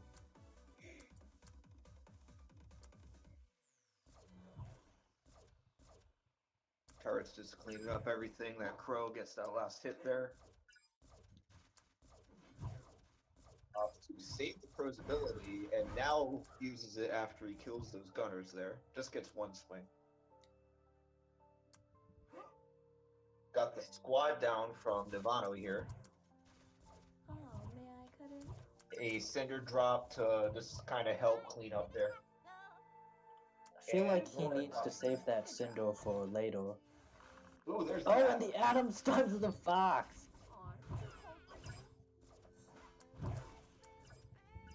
I love Adam so much. That was a sweet play. As I said, whenever you're able to get Adam to cancel out someone's ability, it's just so satisfying. Oh yeah, definitely. Like, top 10 feeling on the game. Maybe top 5. Yeah, definitely. Got the squad out, just gonna be taken out by that Crow there. Saving the Crow's ability until that Nora goes in. Good job. But Nora's Adam still just... Ooh, gets Fox there. gets foxed in the wrong direction. That Nora can bank. Yeah. Nice strike in the shadow. But Tyrion's death skill will do significant damage to her. Yep. Nice hustle, Fox. There's a fox down from Navano here, and a crow. And that's the danger of playing Cinder, that you're gonna get foxed by before you can use the active skill against the swarm. I don't think Shadow's too worried about that though, since he does have Tyrion and Ice Weiss. Uh-huh.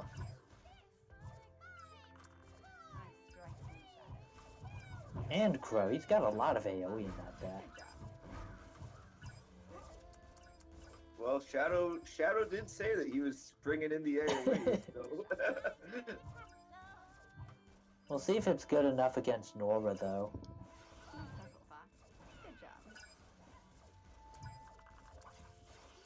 And this might be a chip mirror disguised as a swarm versus chip game. Oh, may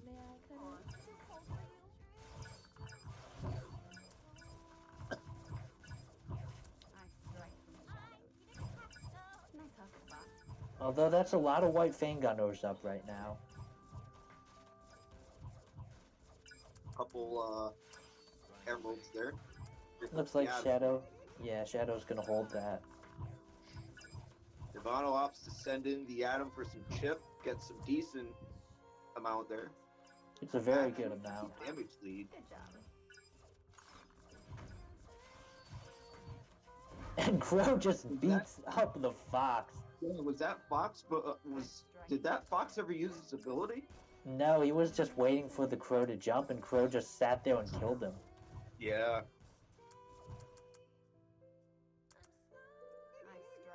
Kind of a back and forth game here going. Tyrion on offense is going to get a couple hits in and tank for those white Fangunners and tank for the Crow. And that's the And there game. it goes. Missed the crow with the fox at the end there. So Shadow moves on. Yep, Shadow moves on in the tournament, and next up we are going to do Human Cobra versus Rosenroad, so Shadow gets at least a 1-game break.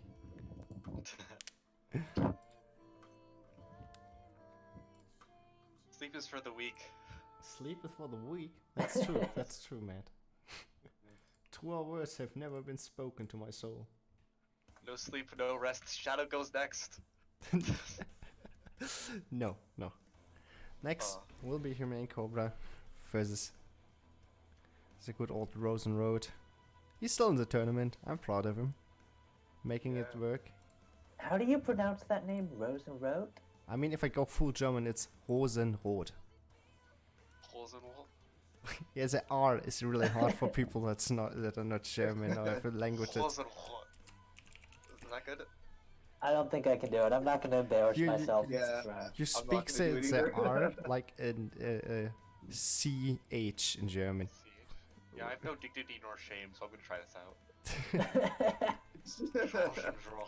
Well, that was bad. Rosenrot.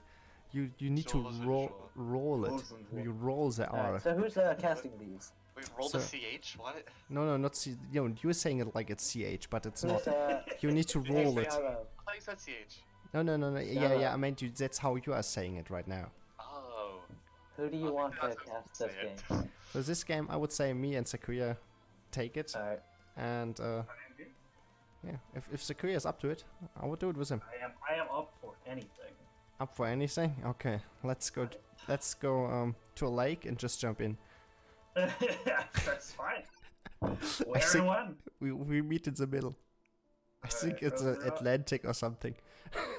Can make that a deathmatch for There we try- go. So game S is Lakes, Gunners S Lake. God. These Everything guys. old is new again. Alright. Oh, it says it Ilya. Yeah, Ilya dropped it down. That's at least Ilya something. still exists in such a strange position in this game as like, hey, what if we just made this 2-hour card have impossible stats? But we make her invisible, Ah, which is Horsey boy. invisibility. Horsey boy. Funnily Totally enough, offended is really bad for her. There's a Nuck. Why did he play Nuck against me? I'm still mad about that. this. Nuck's doing some damage here too. Yeah, man, he's doing real good. Is this gonna be a repeat of what we saw? Because I felt like when we saw You know, Rosenrot, when we saw him play against Twins, it felt like he was unfamiliar with the matchup. Is this going to be a repeat of that, where he's unfamiliar with Knuckleby? Because who else is really playing Knuckleby other than Cobra? I would try it maybe if I had him, but I don't have him. So yeah. Right, yeah, exactly. Same here. One It's of the in- two cards I don't have. Yeah, newest legendary card, so it's not uncommon for people not to still missing it. And but Rosenrod is banking still his one twin he has. Mm-hmm. Yeah, I mean, Twins. At the end of the day, it's Twins. I mean, that's what the lesson that Rosenrot learned from playing Flashy is like, just play Twins.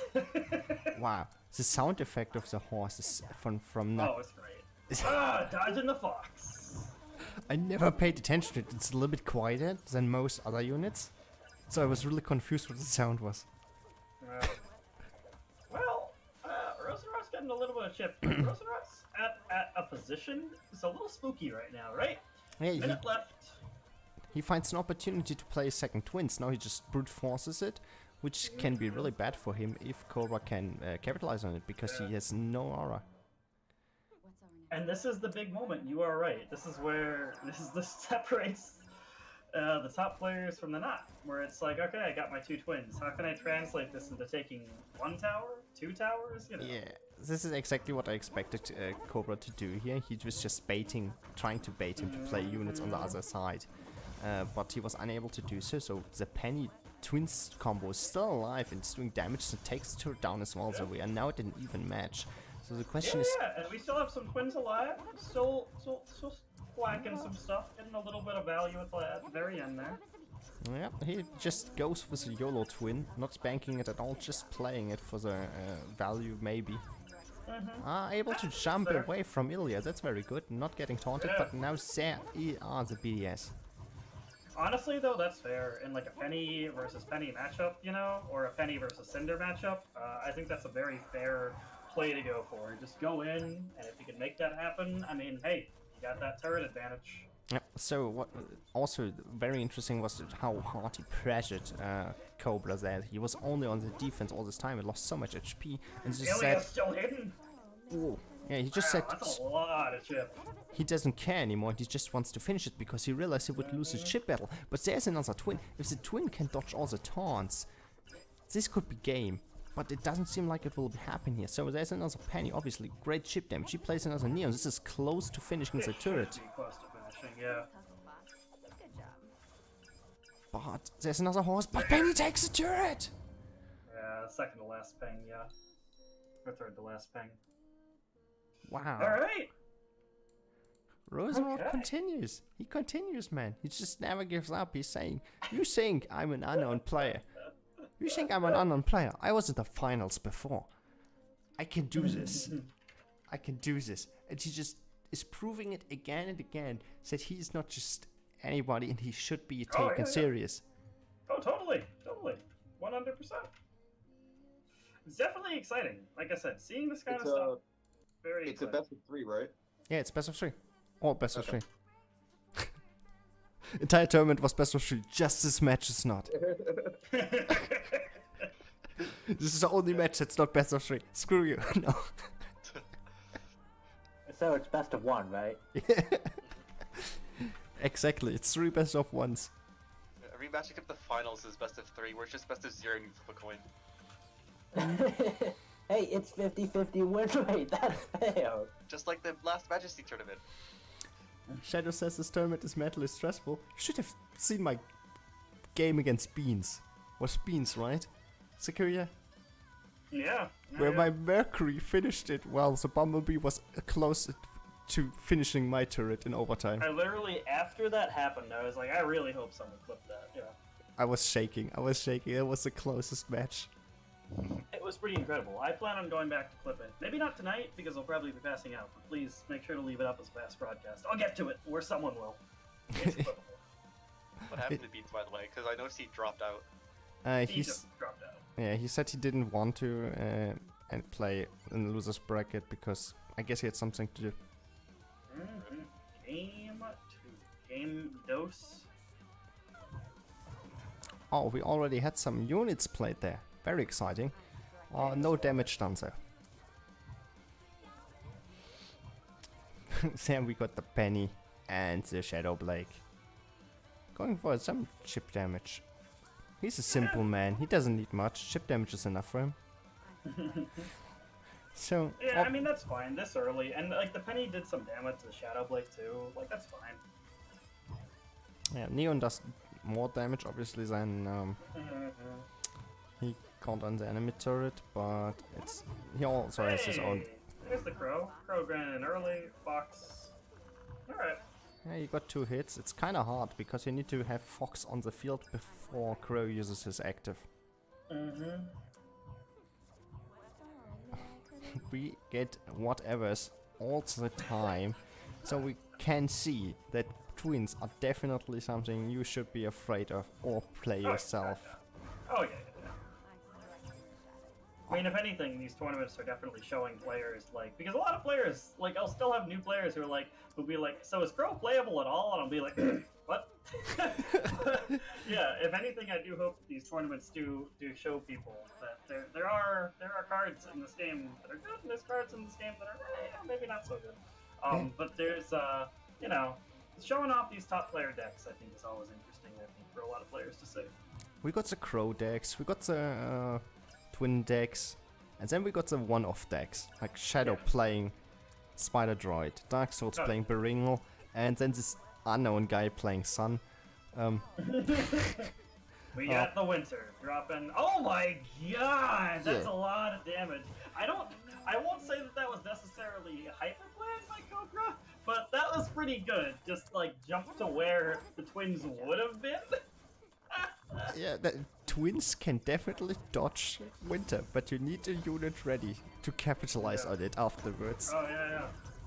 So, I mean, Shadow going in, doing his damage, and this is about the twins trade you expect for the double twins at this point at Shadow's level of play. Rosenrod. Oh, sorry, for Rosenrod. Yeah, I know, alright. I'm so used to Flashy playing this. Rosenrod, yeah. That felt very flashy. I was Shadow going in. Rosenrod playing so well, he's tricking me into thinking he's in the top 4 of this game. Do we have another top 4 now? It's 13, 12 seconds. It's just not enough time. I think Cobra could definitely get this turret if he had more time, but he just does not have it. Neon's going left and right. Just all Rosenrod wants to do is time out the clock, and he manages to do so. My god. Rosenrod. Which means we sadly have to say goodbye to our valet player, Humane Cobra. He's now resigned to only casting. I don't know why I played Crow. I should have played Twins. I should have played Twins. I don't know, this Rosenrod situation though, he seems to have a knack for eliminating top players. Join me, Cobra, and together we shall cast together. And next up we have Drifted versus Shadow. You three guys casted before all the same time, right? That was what you did if you were all three? Pretty much. Yeah. So if you want to, you guys can do that. Yeah. Drifted versus Shadow. Drifted is already opening the lobby. Like, Nevada's, you're kind of quiet, so... I mean... I can turn kind it of, up I for think, me. like, that's my, no, I mean, like, personality, not volume. Oh, yeah. Yeah, so that's kind of why I think it worked, because we're not, like, tripping over each other, all trying to say the same thing. What? So yeah, I think we can do all three of us at once. I mean, if it doesn't work, we just change it for the match after that. Yeah. Sure. So the game is looks live. like we're starting.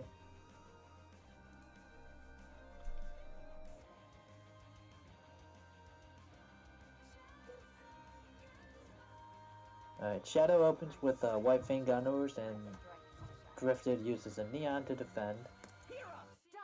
And he starts with a Palm Grenade as the real game begins. Getting the Shadow Blake in the AoE at the same time, that's a valuable trade.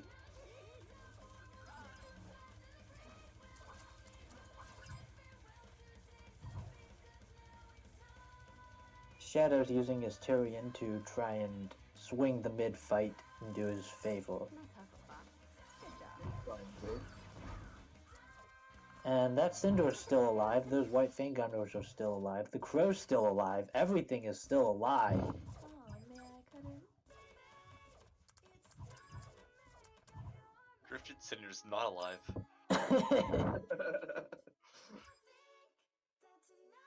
Alright, so Shadow's got a pretty big lead right now. Both in aura and in damage. I strike from the shadows. I think I would have liked to see him take a little more aggressive approach here. Just because he had an advantage and maybe he could have gotten more damage in, but this is fine too. Those Lancers maybe attack Answer to Tyrion. Nice hustle, Fox. Good job.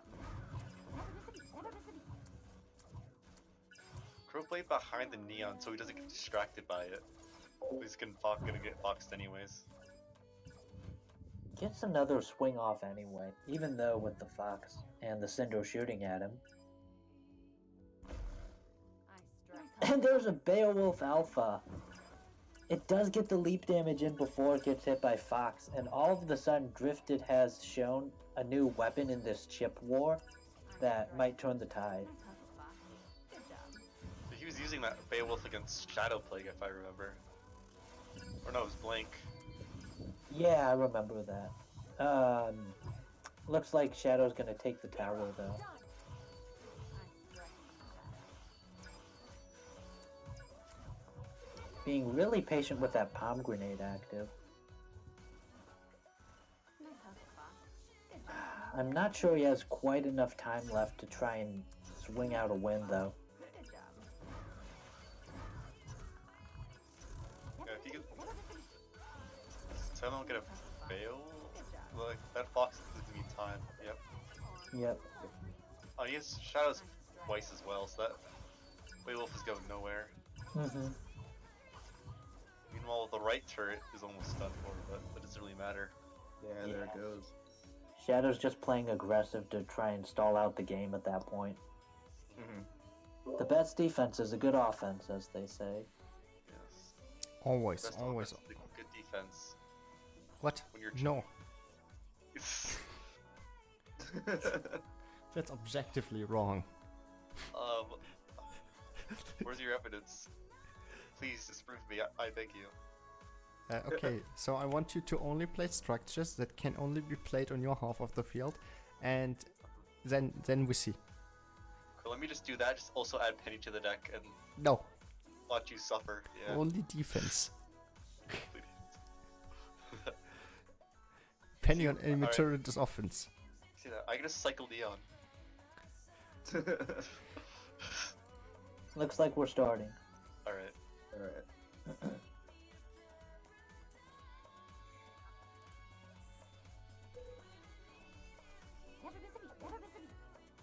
And Drifted plays the Neon on the same side as Shadow's Shadow Blake. I feel like that's Wait, going to help the Tyrion's Shadow being- Blake bank. Yeah. Tyrion's being played anyway, so it doesn't Tyrion. really matter. Mm-hmm. Crow coming down from Shadow here. Send it to the opposite lane. Drifted just boxes it away. Ooh, and he added mines to the deck. Knights are very good right now. Yeah.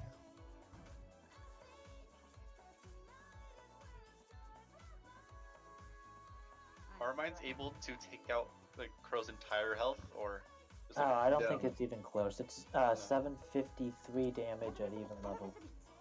Yeah, Crow mine. has,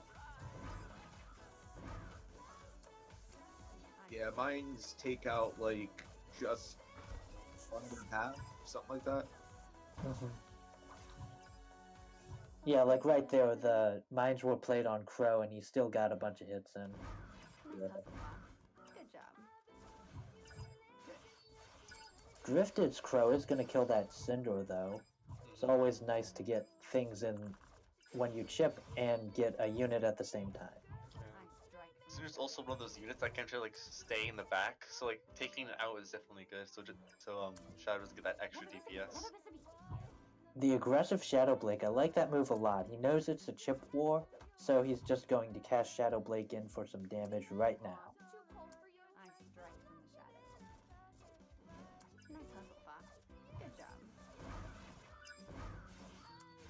Another very aggressive crow play. Oh, man, I couldn't. Nice hustle, Fox. Yeah, Shadow's going all in with this chip.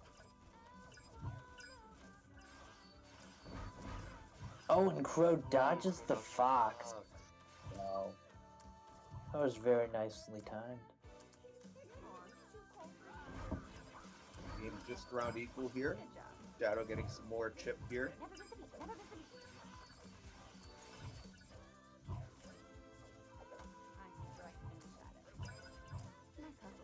Drifted dropping another crow. Shadow's got the fox. And it Oh, doesn't the get on. Oh, the fox side to the crow. Mm-hmm.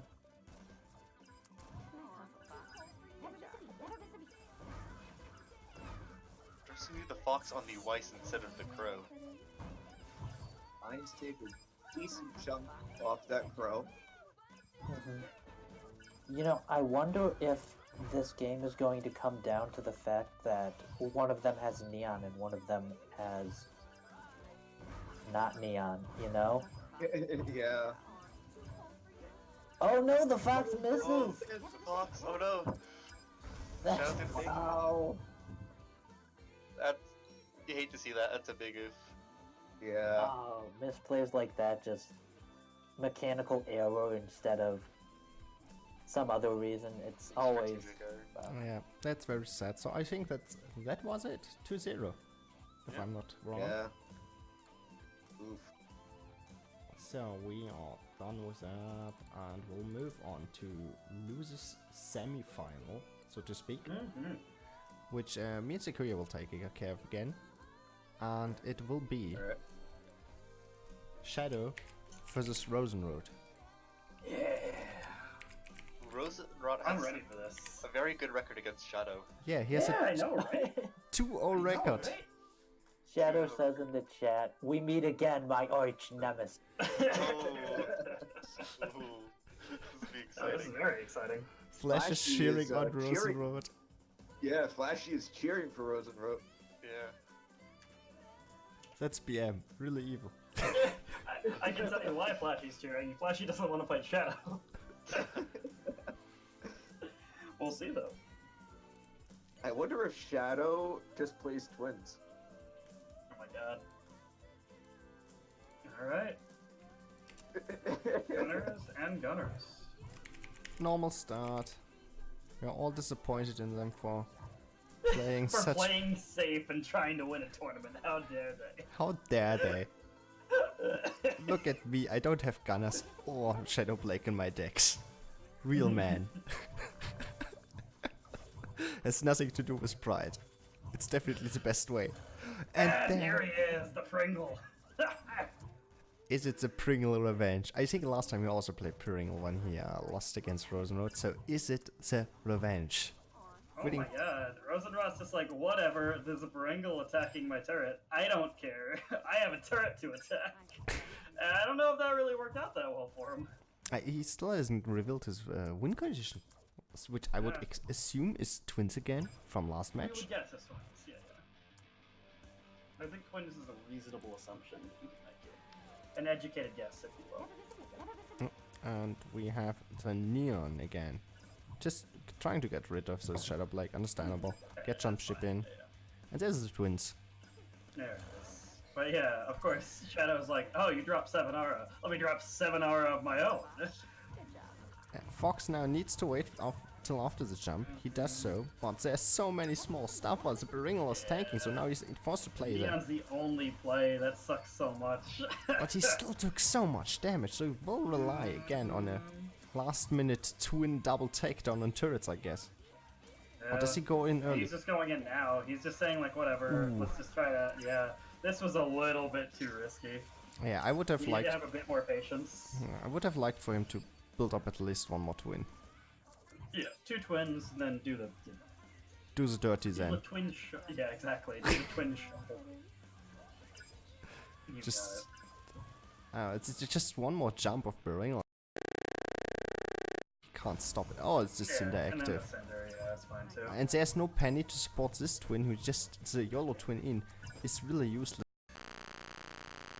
More stuff. Yeah, or support in general, yeah. Man, yeah, Shadow really feels like he has Rosenrot's number this first game. Yeah, he just right now is desperate. He knows he needs to take down the turret. He even uses a penny just to ship it, but it's not enough. His second turret will almost drop. Mm-hmm. Even if it's 15 seconds, he jumps back. He needs something to kill out the small units, or does he just jump them? But there's a Just not enough fox. time. He can't. Fox is Oh, the perfect here. fox. Oh, well, he But- jumped past the fox, but it's a little bit too late. Yep.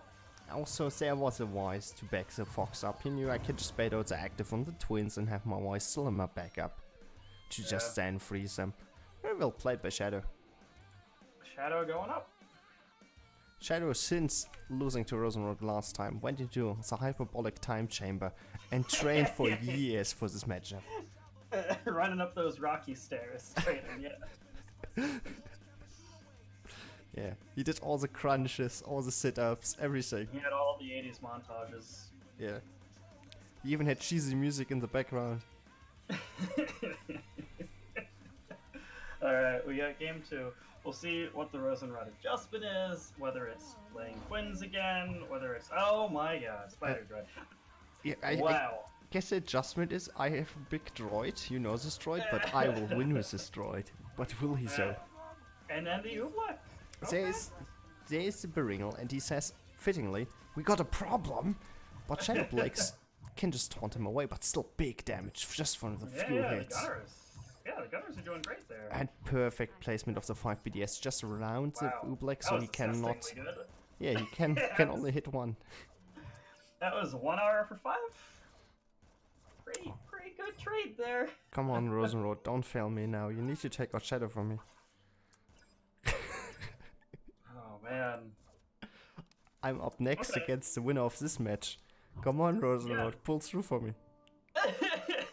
you know, the Tyrion was played pretty well. The Tyrion was pretty textbook there. I'm just like, okay, I'm gonna play this against Shadowblade, clear the Oh, may I cut in? White Fang squad, and he's really not doing too bad, all things considered. Like he still has damage. He just needs to make more damage happen. I disagree with playing the Spider Droid so far back. Yeah. I mean, you want to be playing the Spider Droid further forwards. You don't really stack up support for Spider Droid. You just play Spider Droid where it's safe. You know, just a little bit past the bridge.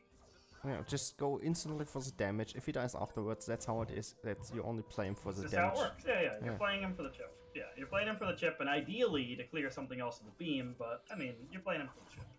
Yeah. On the other hand, Oobleck does need support against units that surround him, and he never has the appropriate support. Now, if you played Spider Droid at the bridge on Tenara and then Oobleck, now you'd have a spooky situation. Yeah. So Not sure about that Carmine. That Carmine could have really been like strong for pushing away this push, but yeah, it's That's fine. just the Carmine would maybe be helpful after the jump, but it's okay. This beam kills the Cinder, doing some damage. Fox is going to be able to stop a lot of this. Losing the Oobleck active doesn't matter that much, but it's still, losing an active. Yep. Spider Droid's still alive, and now he has Oobleck number 2. Weiss coming down. That could have been the greatest Oobleck of all time if he could have stopped that Weiss active. yeah, But, you can do no that with cigar. Oobleck. As soon as you It's see possible, the yeah. wise plate, you need to channel the active. yeah. It's definitely possible. I've done it before, but it's very, very, very tricky. Ah, the Beringel is not inside the Carmine tornado. And the gunners just take out the turret. It's a timer's gun! This means Shadow moves on to loser finals. Mm-hmm. Yeah. So he's gonna play me. Yeah. I'm disappointed in all tournament participants. You failed in taking out Shadow and You Flash don't for think me. I'm disappointed in myself as well. Ivano, Just gonna throw that out there. I didn't want much from you. I just wanted you to take out Shadow and Flash. My life is a disappointment. You don't have to rub it in. No, I get to spread that disappointment to others. Shadow's like a counter to me. It's disgusting. It's disgusting. Yeah, but so It's like rock paper scissors, where Rosenrot beats Shadow, Shadow beats Sharo, but Sharo beats Rosenrot. Right. Shadow just beat Rosenrot, so... But He just broke the game, but now it's over. he broke the wheel. Yeah. Well, Flashney is like the gun then, he beats it. Okay, so Shadow- I obviously won't cast the next match because I'm gonna play. Yeah, I was gonna say, can't imagine why. Yeah. Yeah, I can't imagine. I can't imagine why. Do you guys want to mix it up like someone else with Sequoia together? What combo of people will cast? Anyone want? Meeny, meeny, miny, moe. Everyone at once. Yeah, Edie, Meeny, Miny, Mo. Yeah, you do that. I mean, then I mean, just Shadow's ready to play though, so Yeah. we gotta make a decision. yeah, just send Sequoia and let's say, Rain. Do you want to go? Sure. Yeah. Let's go. Alright. God, which deck am I gonna use? How I graceful? bet it has sun in it. It might not. It could have all kinds of things. We don't know. All kinds of different sun. You're looking at Shadow Link in it, or Gunners. All kinds of suns, each brighter than the last. We are going in to game 1 in just a second.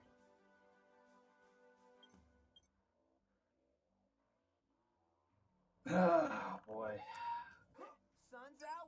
Alright, Sun just dropping right at the fridge, just like ladder. Let's go! I'm frozen, so.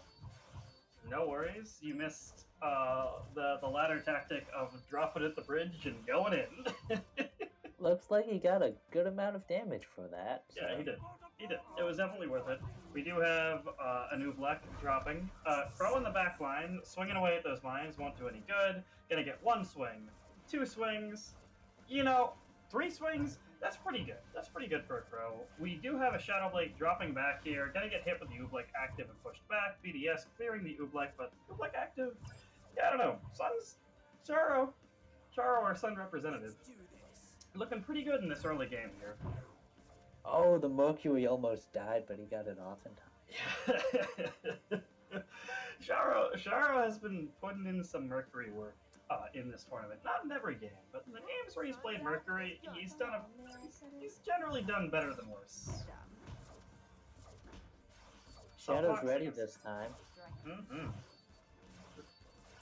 But yeah, Sharo's definitely got to be feeling pretty good about the start of this, but I mean, anything can happen. Sharo still has a deck that we haven't seen all of. Both players have a card that is yet unrevealed. I don't know necessarily that a win con will appear in either of their decks because we've already seen Crow and Sun from both of them, and there's the Ice Flower. That's interesting. Ice Flower is an interesting pick here for the Oobleck, I don't mind that. I like Ice Flower a lot. I still think it's very powerful. It's just Fox exists, Right, exactly. Yeah. Mercury out. I am very curious as to what Shadow's last card is in that deck. I forget. I know I saw it earlier. It's, Sun is out on the split push, forcing out the Fox ability, which is interesting. I don't think that Sun's Ghost will come back and do any damage there, obviously, because of the Fox duration. We now have Ice Flower out. Crow can hypothetically avoid this. Okay, Ice Flower being very patient, and then, oh my god! the Weiss Still comes survives, through. yeah! Weiss is stronger than Ice Flower, confirmed on stream. Tournament play. You can all take that home. You can all play Ice Weiss on ladder now. I would, honestly. You do play Ice Weiss on ladder. Crow going in, doing damage, and yeah, very quickly, Shadow's kind of turned this game back in his favor. We're presumably going to see a Sun dropped at some point, but I think that Sharo is just kind of biding his time. It's a little scary to be biding your time on 751 turret health, especially when there's a Cinder and a Crow involved. And now Ice Weiss follow up. Weiss freezing the turret, Oobleck is out of commission, Cinder firing off her ability, and I think that's it. Yeah, it is. Shadow adjusting mid-game and really coming back. Sharo with an aggressive early game, but Shadow just being like, okay, I see that. And just playing the patient game. Why does everyone play Crow against me? I wonder why.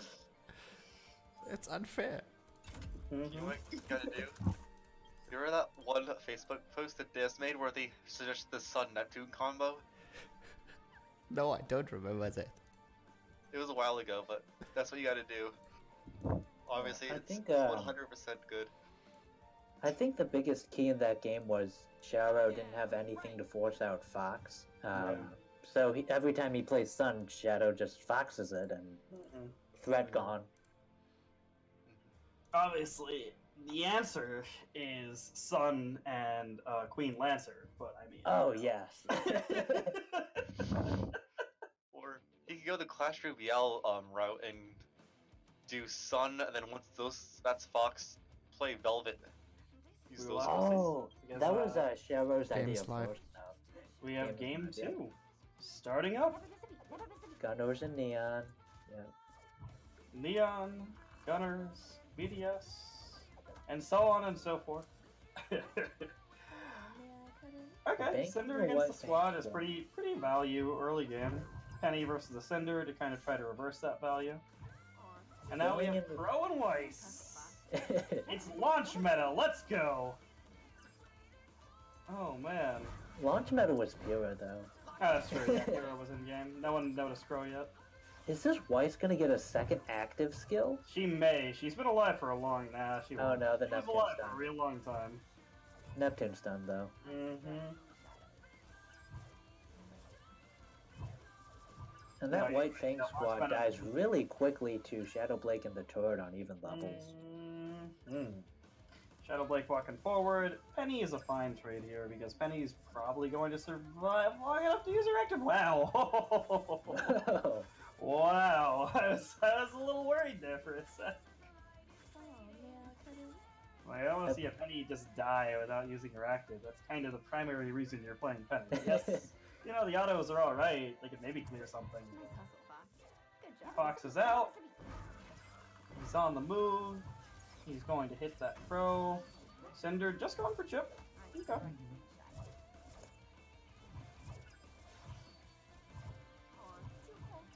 Weiss out. Wow, that's interesting. And there's the sun. Yeah, Oh I no, know, Shadow right? doesn't have any aura. Yeah, I know. Here comes the Fox, but it's a little too late. Yeah, wow. That was really interesting to watch that happen because you were thinking that too, I'm sure, right? When you saw the handful of stuff coming up and Shadow played Weiss, and I guess he just miscalculated how much aura that Chara had because yeah, his sun's just sitting in his hand. That Shadow Blake got a little bit of damage in. Mm-hmm. Yeah, that's the weird thing too. I mean, the thing about playing Sun and the 5 aura and playing the push and everything is that at the end of the day, if your opponent just does just as much damage with a Shadow Blake or some Gunners or something, it's not really worth it, right? Uh-huh. And right now, it looks like Shadow is positioning himself to win this long term. I mean, he's doing great in the chip war. Sun is out, Fox is out, Fox is out, the Fox is Fox! Weiss But Weiss- has to be played. Ice Weiss, Shadow's MVP. Oh my god. Once again, I expect 50 Ice Weisses on ladder on my disc. Wow! Turn it down to 88 no. health from that Crow. Penny chipping away, but not chipping away fast enough. Oh It no, took here the comes Sun. the sun! Oh my god! Oh no! Well played, well played, well played. The Neptune was bait. The Neptune was bait. You lied to me, Nevado. What are you talking about? I think the Neptune did very well. You see, it was sort of like attacking that turn at one point, you know? Oh, I did some sick plays, but I hate this matchup. Wow. Guys, really I have needed, I the think, answer. I think you really needed to get a second sun in at some point. Yeah, man. Yeah.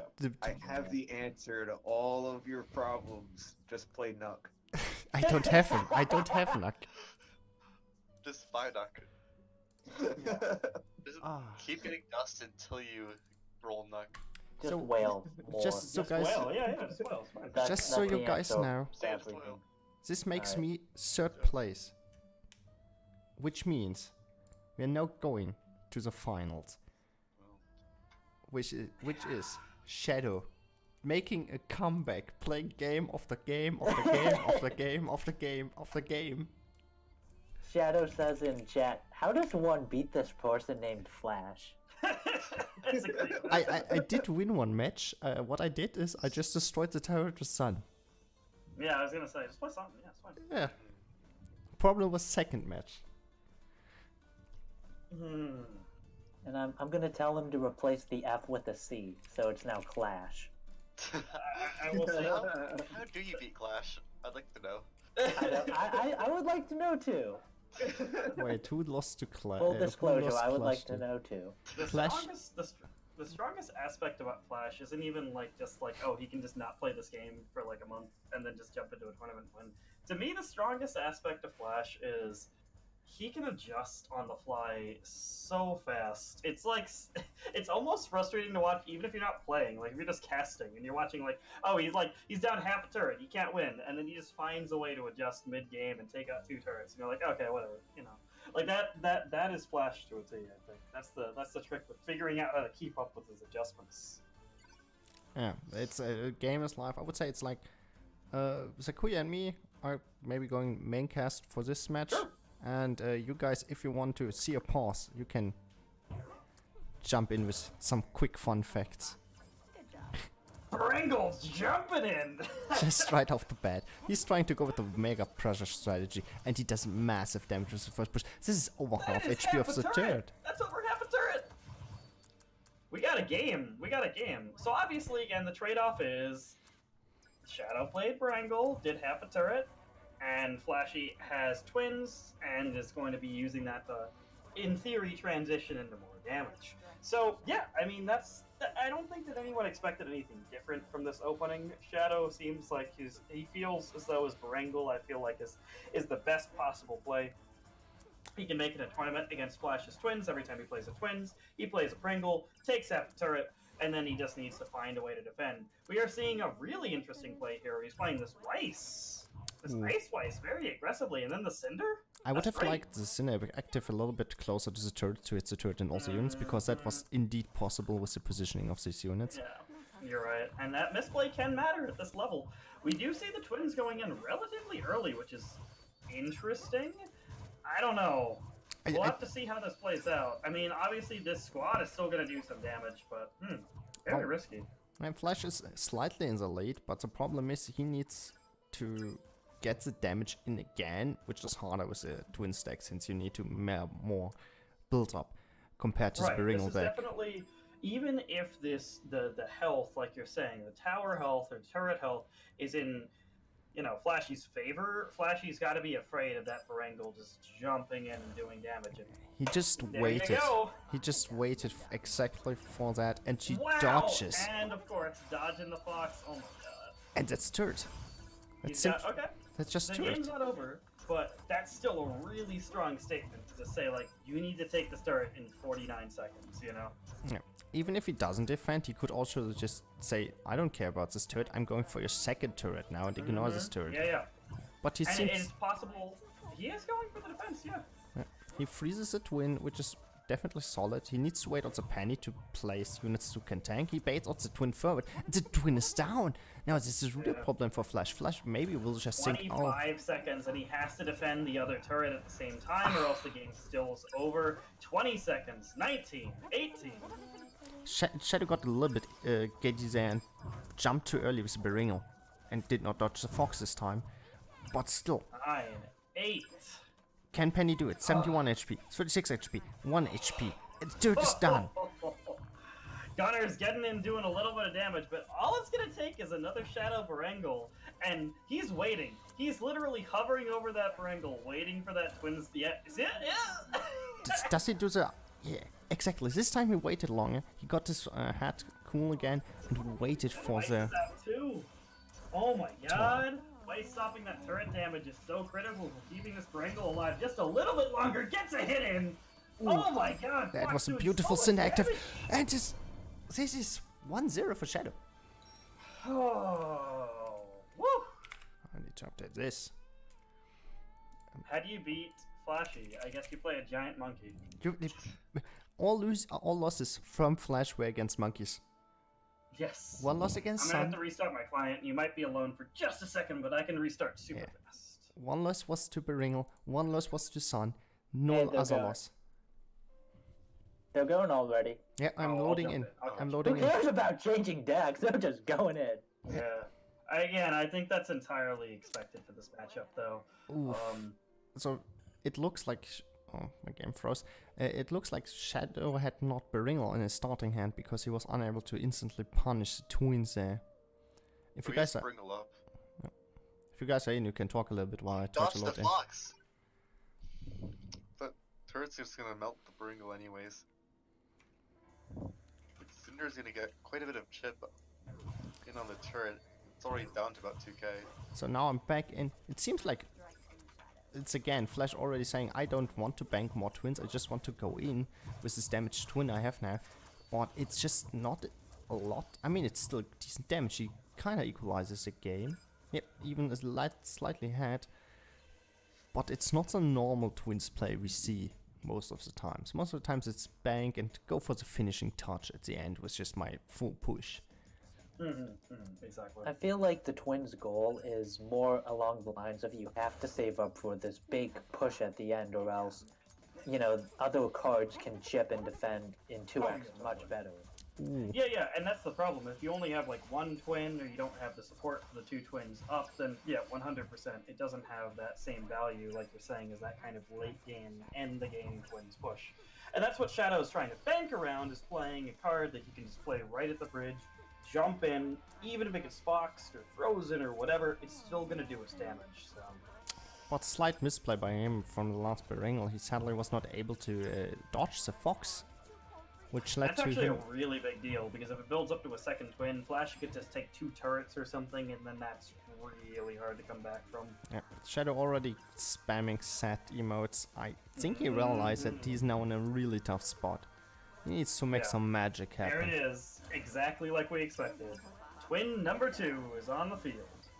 But let's all be honest, he is called Shadow. Maybe he has some shadow magic he can cast right now to win this game.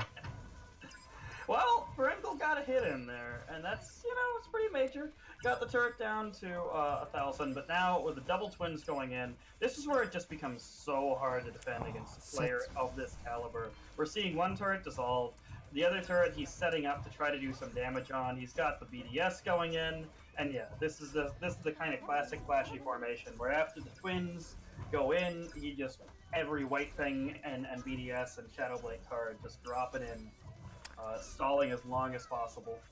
Flash just plays Shadow in between a rock and a hard place because in this situation he only sent one twin in against the Ice Wise and left the other twin further back, still not using the active, and said like, okay, which twin do you want to freeze? Because I'm just gonna do my damage if you wait for both to be able to be frozen. Really big. Right, exactly. And yeah, catching the players between a rock and a hard place. A lot of people in competitive games, they talk about like the goal when you're playing against the opponent is to give them a situation where even if they play optimally, it's still not the best decision. You know what I mean? Like no matter what decision they play, it's bad, and that's exactly what he gave them there. And it all snowballed from the one time he was unable to dodge the Fox active with his Beringle. And you and that is this matchup, right? If Shadow is committed to Beringle, if he's committed to not playing twins against Flashy's twins, he's 100% committed to like every Beringle attack I do has to be at least moderately successful enough that Flashy can't be confident in dropping another twins, you know, because if he gets the double twins up. And we're loading into the next game already. This is a slight early game units. Nothing happened major. They're the first twins. Does he have Beringle up? He should have him up. But he's contemplating if he should play Beringle. Right, he already dropped the S-Blake, and yeah, there it is. But he had to wait just a little bit more time. Nice dodge, obviously. Yeah. Good job. But he got the Ice. He misplayed the Ice Wise. Oh, but this is a misplay of the Neon because he hits with AoE and still hits the turret. And the twin is also in the position to make it AoE. So he gets all these hits and into the turret. It was first a misplay. That's a turret just dissolved right off the bat. It was a misplay by Shadow, which was ignored because there were many misplays from Flash, who probably was just kind of nervous in the situation. This is, by the way, tournament point. If Flash wins this, he wins this entire tournament. If Shadow wins this, he forces the final best of 3. Yeah, Exactly. That's a good point here with this. So it's I don't think that Flashy will change his deck. I think he is 100%, sticking with this. But it is worth noting that, like you said, we have potentially another as many as 3 games after this if Shadow would take this. Once again, another Bringle jump in, freezing the turret, but the Bringle not really getting as much. But again, Shadow is just in such a comfortable position from how that early game kind of scramble played out. I think he's fine.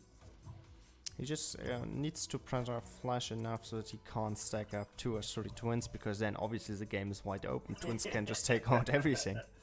Yeah, and that's the bizarre thing about casting a Twins game. You can talk about like, oh, this player's so ahead, and he's adding Nara, he's adding turret damage, and then you see that second twin drop, and you're like, maybe this game isn't over yet. Realistically, even if Shadow takes his turret now with this Beringal push, if Flash is able to get 1 more twin out, he can just negate everything. Ooh, he just confuses Flash's Fox, negating everything. Wow, that Bringle's alive on a sliver of health! Sadly, he did not attack the turret, and instead other units, but still, that was a good play, and forces so many resources to be used by Flash, and now he needs to go in with a single twin. But there's a Fox, he can just fear anyone there. Then Ice Wow, Wise. the Ice Wise follow-up, that's very good. This should be games. This should force probably. I mean, there's still 20 seconds on the clock. Maybe something can happen, but I think this will force the final best of 3. I mean, Cinder's gonna be out any second now, and there she is. 9. Yeah. This should be it. This will be a victory for Shadow. Bracket reset. Bracket reset, negating his loss from earlier. The loser's bracket means nothing to him. He wants this entire tournament on his shoulders, and he goes for another best of 3. He's just saying, playing 1 best of 3 in a row? Nah, I'm playing like 5 in a row. I'm going for the win. Exactly. And I'm sure this is really where the tension ramps up, because yeah, I will say definitely with Flash's comments in the stream chat there, Shadow has outfoxed Flash quite a few times this set, and I think that those outfoxes have determined a lot of Shadow's successful Bringle plays and his successful defenses. I'm just gonna tell myself that he learned it from me in the match against me, because I used it against him with my Sun play, where I foxed his Fox to get my Sun damage in. Alright, next match will be coming up soon. Makes me feel better. Yeah, this is so exciting, man. This is Holiday Invitational, man. Yeah, man. I really try to get really good people in here to get some really good matches.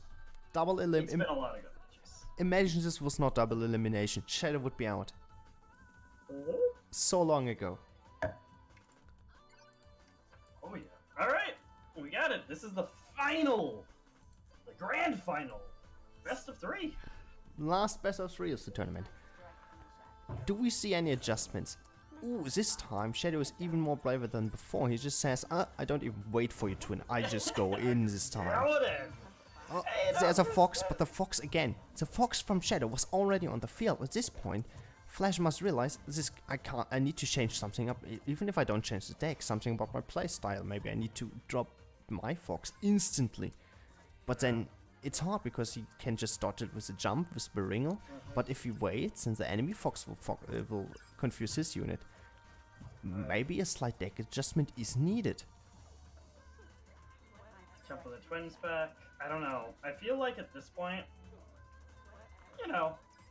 played a decent amount of games with Flashy, talked with Flashy a lot. I feel like at this point, he may just try to go very aggressively, very greedily, I guess is the best way to phrase it, on twins. Like, even if this Bringle takes this turret, and I'm kind of feeling this, right? Like, you're seeing this, right? Like, he's not even playing Fox. He's just like, whatever, it's jumping in, I don't care.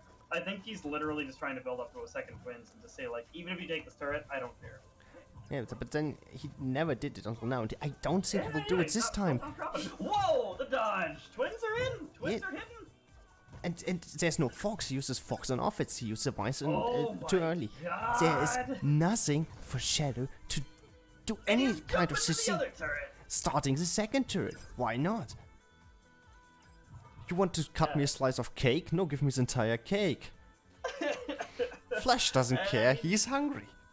We talked about this for Flash, his adjustments. He's like, okay, I clearly am not winning the Fox duels, so what's my solution to not winning the Fox duels? What if I just don't play Fox? I just spend the aura on other stuff and go in. Like, what? Exactly. And I think Shadow was confused there because he didn't use his Fox ability until Fox died. He was just waiting. Where's your Fox? Where's your Fox? And wasting his own Fox. It's 3 hours wasted because he was like, okay, this Fox is ready for you. But there never was the time where he needed to. Let's see if we can repeat this.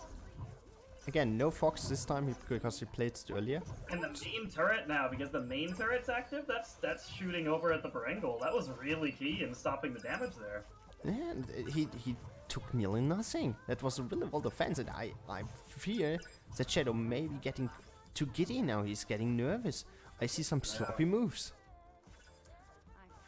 And it is very worrisome when your strategy that worked so perfectly in the last set, and then it's like not quite panning out the way you wanted to in the second. Oh man, snowball effect here.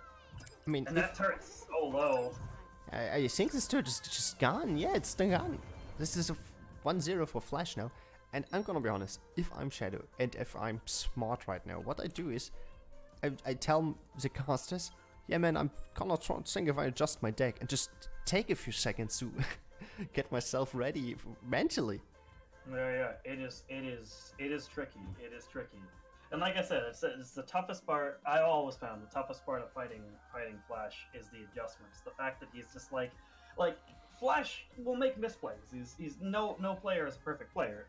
Shadow was consistently outfoxing him every time Fox was dropping. Shadow's Fox was faster, right? Yeah. And Flash just looked at it as like, okay, I have this weakness. How can I play around that weakness? And that's what Shadow needs to work on right now. Just a comment from you. We are not going too deep in how to counter it, I think. So it's fine if we commentate on strategies. Yeah, this is what we're supposed to do as casters. I mean, exactly. Like if you wanna say code of honor, you can talk to the players, not to us. Seems like the next game is going to be live there. It is. I want to see if there's any adjustment. Yeah. If I would explain how good players are, like Shadow is all around, not Shadow, Flash is all around S class, and then in every category, then you have people like Shadow who are S in most classes, like in 1 or 2 hours they are S plus, and in some they are A, Right. Yeah, that's fair. That's 100% fair. Yeah. Flashy's definitely more of like an all-around, just super scary player, and Shadow's more super scary specific stuff. 100%. Yeah. Berengal going in, and once again the outfox. I'm really surprised that Fox thing was playing out kind of more like the last game, but yeah, he's holding on to his Fox ability. It was a nice adjustment there from Flash. He's just using other units to deny the focus of the Berengal to the turret. Yeah. So what I think Shadow should do is bank Cinder before he goes in. Yeah. So It's tricky though, because he's trying to figure out how to bank units against someone who, again, has twins in their deck, and every time you wait against twins, you feel awful. Yep. Oh man, the twins are going in. This was not a very Surprising. valuable twin. Yeah, that's surprising. Now Flash is now behind in this game, so like getting some penny damage. It always feels so bad when you need to place units in the penny AoE to defend your turret. Yeah, that is really surprising though, like that Flash went in with that twin. You figured he would have kind of done more of the other strategies of just like banking, but I mean, I guess he just felt the kind of heat, the turret's low. I don't think he banks 2 twins once against, no, like maybe once or so, but really rarely. He doesn't do long bankings against Shadow. Right, yeah. No, totally. And it's one of those things where maybe he just feels as though a player against this caliber, against a player of this caliber, it's just maybe not practical. Berengal waiting really long to jump in there, which definitely playing out well for him. Takes the turret. He just Very, very patient. decided, okay, you wanna fox my Berengal on the middle line and send him back to my turret to bank him? That's fine by me. And Shadow just accepted that and waited with his push and had more resources to support the Bringer. Now twins are... 100%. But now we have this flashy play that, wow, this is really aggressive. This Weiss is just barely going to stop this for just a few seconds, but then Penny's going to jump in. 20 seconds left on the clock, though. Flashy just has to play, like, enough stuff to take this out. The question is, if he plays all of this stuff to take this turret, will he have enough aura to defend against Shadow's next Barangle push? I think it wasn't that much, because the only extra thing he played right now was a gunner, so he has nearly... Wow, but once again, Shadow still landing that Fox every time! Every time. There's only 1 or 2 times where Flashy's won that Fox war. Yep, and then he can just wait for the for the Neon to be played and jump over it, but no hit on the turret, because no unit was in AoE range for the AoE to hit the turret, and the Sinner was not ready to clear all the small stuff around the Bringer. This is actually quite scary, because even with double aura, I think that, like, long term, the fact that that Twins is still alive, that's gotta be sitting in the back of Shadow's head now, where he's like, ah, the double Twins is coming, I know it, I gotta go in. Yep, again, he can confuse the enemy Fox, but there are 2 Twins still. He needs to make something happen. Oh, this is the first time in a long time. Fox hidden, 1, 2, 3, he's just going in! Turret health? Oh, his Shadow is now ahead, but there's still Twins alive. Oh no, one died. Yeah. One died, that's a pretty big deal.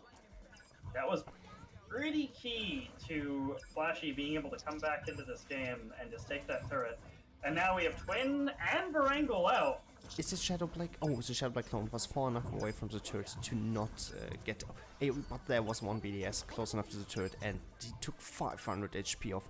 Barangle just hurts so much. Yeah, these Neons are very, very relevant getting this chip in too. Super, super important that Flashy keeps cycling in Neons in some way into his game plan, because it might turn into a situation where he just chips out. This might be the last chance for Shadow to jump in and do damage. He is really saving this jump. Oh, he needs to defend. Whoa, that the Twin Neon. was way too close. No, the Neon should not be enough because we are in normalized No, it won't be levels. enough, but But there's a 45 penny. seconds left. There's a penny. There's a penny. Wow! And that's a GG. Tournament winner will be Flashy. Again. As often, it will be Flash. Yeah. That was great. Extraordinarily close. Barangle just needed 2 slaps on that turret, and it would have vanished. That was crazy. It was a great final. We got the most amount of best of 3s we could have. Was Oh yeah. It was very, very good. Twins is stupid. I agree wholeheartedly. Oh, it wins, so how stupid can it be? Yeah. It is Wait, interesting that Twins Twins are are so strong, but there's a very few handful of players that play Twins. It's interesting. I didn't know Twins are strong. Oh, yeah, I believe you. I heard it in your voice. You were so honest. So yes, it was this. He will get 6,000 dust, 50 euros. Also, second place, which is Shadow, will get 3,000 dust. Third place is me, good old Shadow. He will get 1,000 dust for his amazing Sun plays. He's the winner of my heart because it's me. And the participation. Thank you all for attending. You will get 200 dust as well. Yeah, I think this was a great tournament, right? Oh, that was amazing. Like, almost like every match was like close. Even people we did not think maybe like kind of a little bit weaker on this, did something. No one just went out. Everyone had at least something to show. Well, except for Adam, who literally went out because he fell asleep. Yeah. He showed that he values his Health. beauty rest more than a video game, which I think we can all learn something from that. No.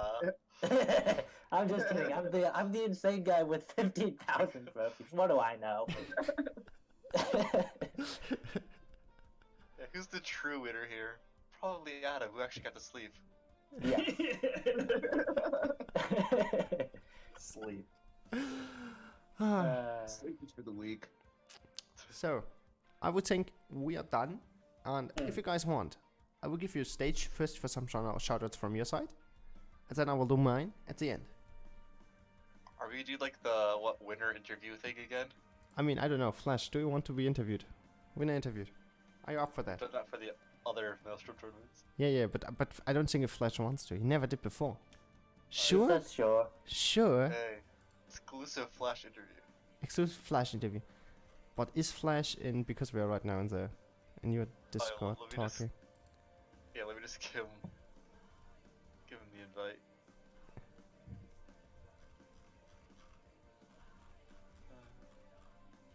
Flash talks? Whoa.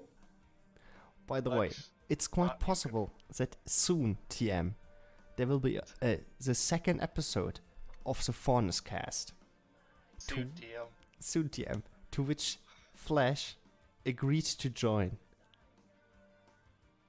How hype is that? The guy who never joined before is joining.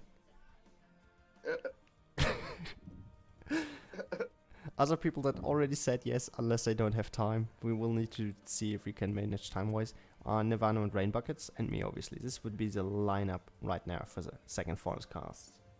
What if Flash's voice is like extremely low pitched? Oh yeah. Oh man. Be on the range if you hear it. How's it going? It's like a dog whistle. Hey guys. So, He's not human. Just a robot voice. He's inhuman. He would have failed the capture eye 1 second.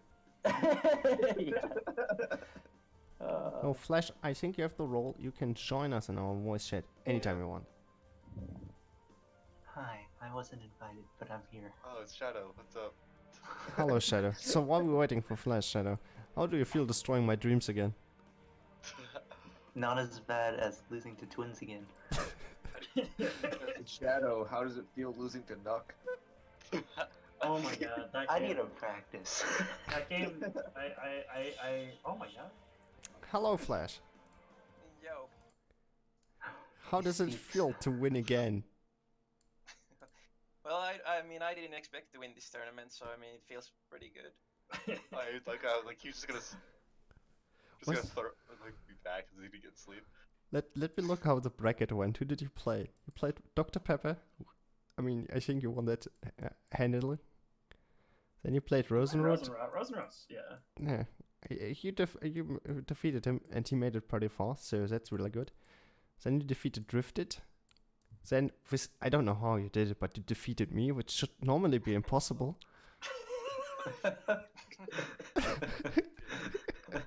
Sun is just uncounterable.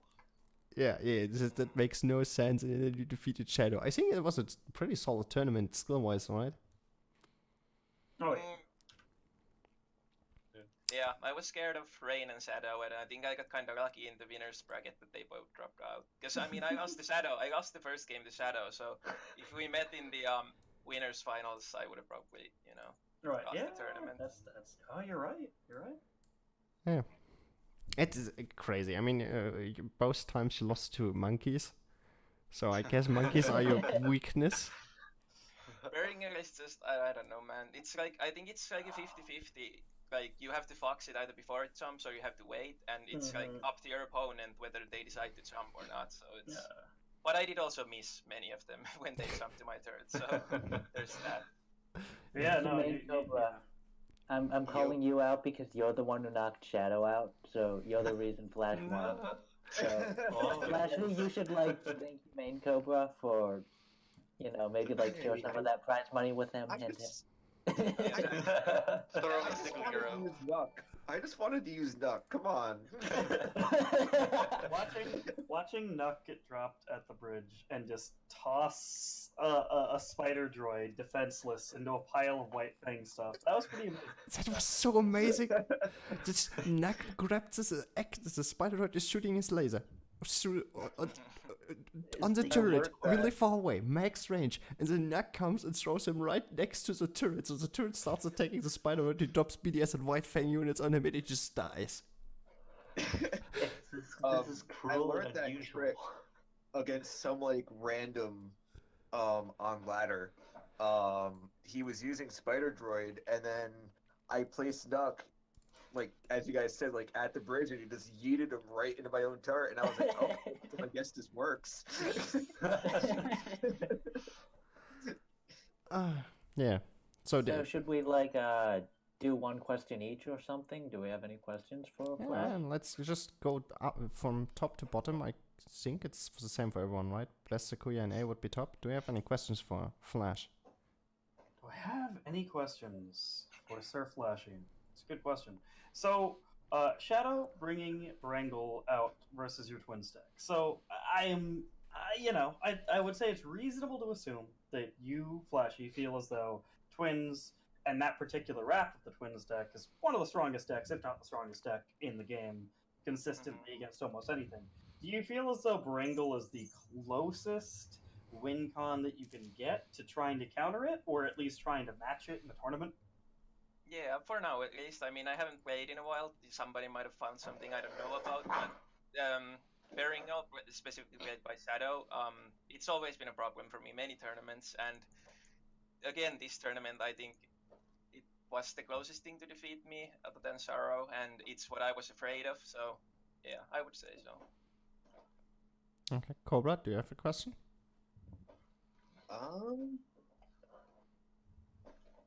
I think I'm good. Yeah, I don't really have anything. Okay, Nirvana. I was like, how disappointed are you that the winner doesn't get the trip to Finland to hug you? I mean, I would be down, so yeah. Okay. You could just give yourself a hug, I guess. Yeah, I'll be sure to do that. By the way, so Finland is the only Scandinavian country I'm still missing. I need to visit it at some point. I visited all the other Scandinavian countries. That sounds about right. Nobody comes here. Everybody just goes to Sweden or Norway. Yeah, it's just kind of out of the way, right? If I drive from Germany, I kind of have to go through Denmark, and then it's like, okay, yeah, I guess I go through Sweden, and then I move. I wasn't to Norway once as a holiday and a vacation, so Finland at some point. But I got to finish Dagger. That's cool. Rain Buckets, do you have any questions? I mean, it's not really a question. I'm just going to say that, I respect you because, you're like coming back from however long of a break, and it's like, hey, this is still the same thing. I can still win this. I think that's pretty cool. Oh, yeah, thank you. I would also like to compliment your casting. I think one of the games that I did listen to, I was a really big fan, so. Oh, thank you. Yeah. Now guess. Shadow? What? So I know you usually play like it's like strongest deck usually, right? But do you have a favorite deck to play? Well, I would still say that the original Crow deck is probably my favorite, but yeah, like you said, I usually play the deck that's best and that I somewhat like. I mean, even when Pomegranate was the strongest, I did play that, even though I didn't enjoy it too much. But yeah, I think the Crow deck and any variations of the Crow deck are still my favorite. Okay, so I guess it's my turn, and I'm gonna ask. I'm contemplating between two questions. While he's thinking about it, I'm just gonna throw out there that you didn't play the airship meta either. Yeah. Oh yeah. The airship was too much. No. Rain Buckets, always throwing shade, man. Always throwing shade. That wasn't shade, though. That was it's just a fact. It's just a fact. I'm just saying. To be fair, I don't think anyone enjoyed the airship meta. Believe me, it was really unfun as someone who hates Shadow Blake and loves Sun. I think Yato enjoyed that meta, though. But... Yeah, he did. He definitely did. So, a lot of players have left after some time because they moved on to other games or just didn't have enough time anymore. Who do you think are like the, let's say, top 5 players? If you can name them, because it was inactive for some time. Do I now or all time? Current players or like all time? I mean, if you want to, you can do both. If not, I would say current. Current, well, I don't want to sound like a dick, but I would include myself. Then Shadow, Rain Buckets, CRVT, and I probably Servo, but I would like to put Picaro there. I don't know if like many people here remember him, but he was like a really good player that quit like after a month or 2 months. He won some tournaments, some of the earliest tournaments, so I'd like to at least give him an honorable mention. But yeah, I think those are the current 5. I mean, you past, mean I guess. all-time 5 because Yeah, because CRT and Server both have Yeah, left. yeah, I mean all-time 5. Yeah. yeah, all-time. Mhm. Because in current, I think I can force you to include me. I mean, I probably would. You were the one other person who took a game from me. So. Yeah. I mean, I would say current top 5 is just top 5 finishers in this tournament for now, right? Yeah, that's fair. Although I would still include you, but I don't know. By the way, my theory. The real answer is that we need more tournaments, so we have more data to pull from. Rain Buckets. Yeah. I saw the games, the players you lost against, and I told Sakuya my theory what happened. Because you're one of the best players when everything goes to plan. You're one of the best, definitely. Like maybe you're close in the mentality like CRVT, where if everything goes to plan, you're a really strong player. But you lost 2 players who I think are very upset heavy and random in their play style because they don't follow convention. Is that kind of what happened? I mean, I guess it's kind of like I mean, I guess you could say that. That's kind of true. Return of Beans was playing the Glinda AK deck, and then Clash Ruby had those darn Manticores. Exactly, yeah. That's what I expected. Some cards that or deck strategies you are not used to that much. Clash's reason for being here was to mess everyone up. Well, he definitely messed everyone up. But if you guys missed it, I really tell you guys, you should watch the game between Return of Beans and me. He left after he lost to me. He said, yeah, I have something to do. I don't play losers bracket. Well, it was the closest game ever, the last one. It was 1-1. We were fighting. My turret had 400 HP. I threw my Mercury at him. His turret had 20 HP left. After my Mercury, he played Bumblebee, and I just threw everything on the field until I got my Mercury. He jumped up to my turret, hit my turret once with an active plus hit, and then while her fist was going on, I think she would have needed 1 hit more anyways, but my Mercury finished his turret. Yeah, it was very close. Who the hell plays... decided by like a hit and a half, yeah. Yeah, who the hell plays Mercury?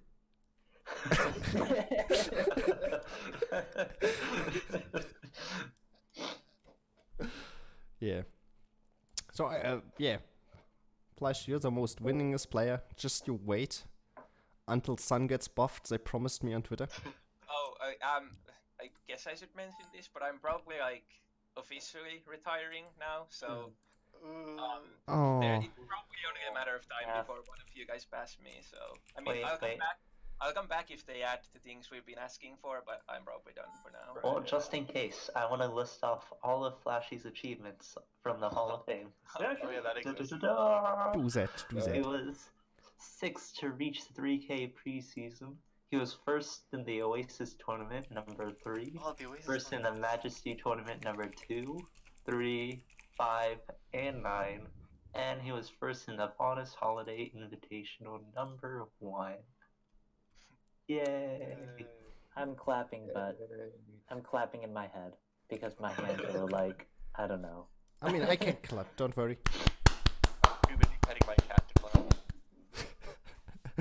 Yeah, man, that's great. I mean, it's really sad, obviously, that you are now retiring and stole my $50, but what can I... 50 euros, excuse you. Bucks is a general term. I told the people before, if I win this tournament, I keep my 50 euros. That's my prize. I get to keep my money.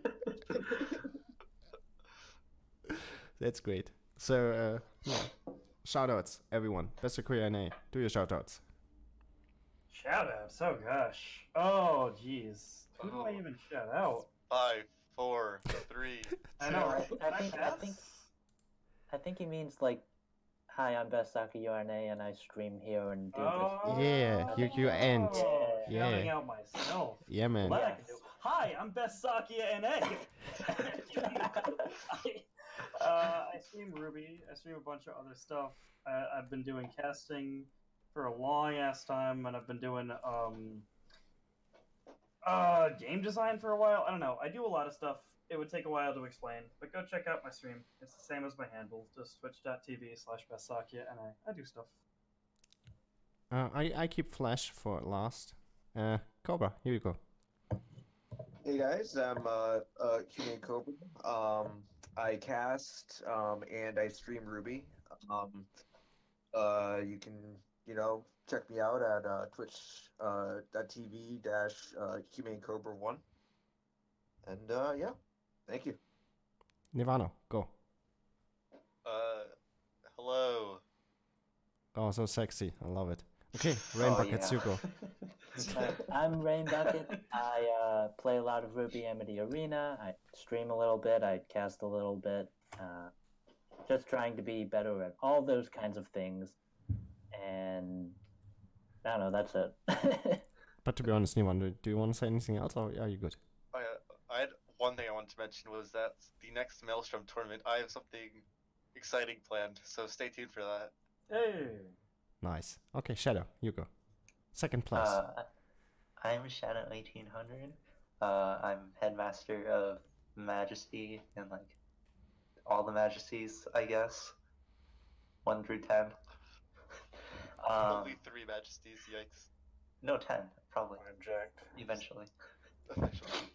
Anyways, I organize all the Majesty tournaments with Woblins, and yeah, you should join if you want to.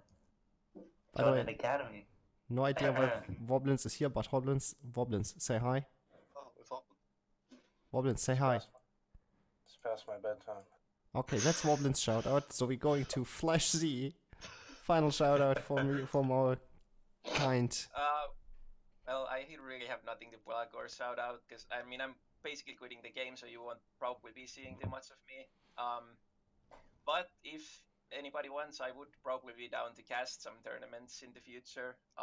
Just not play. So you can, be in contact with me for that if you want.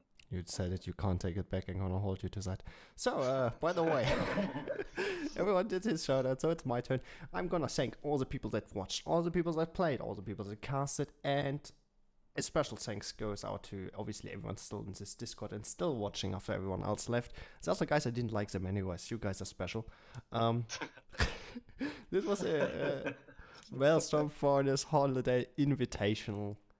I paid more money than I made playing Amity Arena on stream for everything I did for creating this tournament. So the next Invitational sponsored by me will take some time if I do it again. It was really great fun, and I hope everyone had fun here. You can obviously follow me here. Sub to me if you want Smug Sun emotes. I have 3. If you get some more subs, I can make the money sun free. And hope to see you soon. Goodbye. Love you all. Bye. Bye. Bye.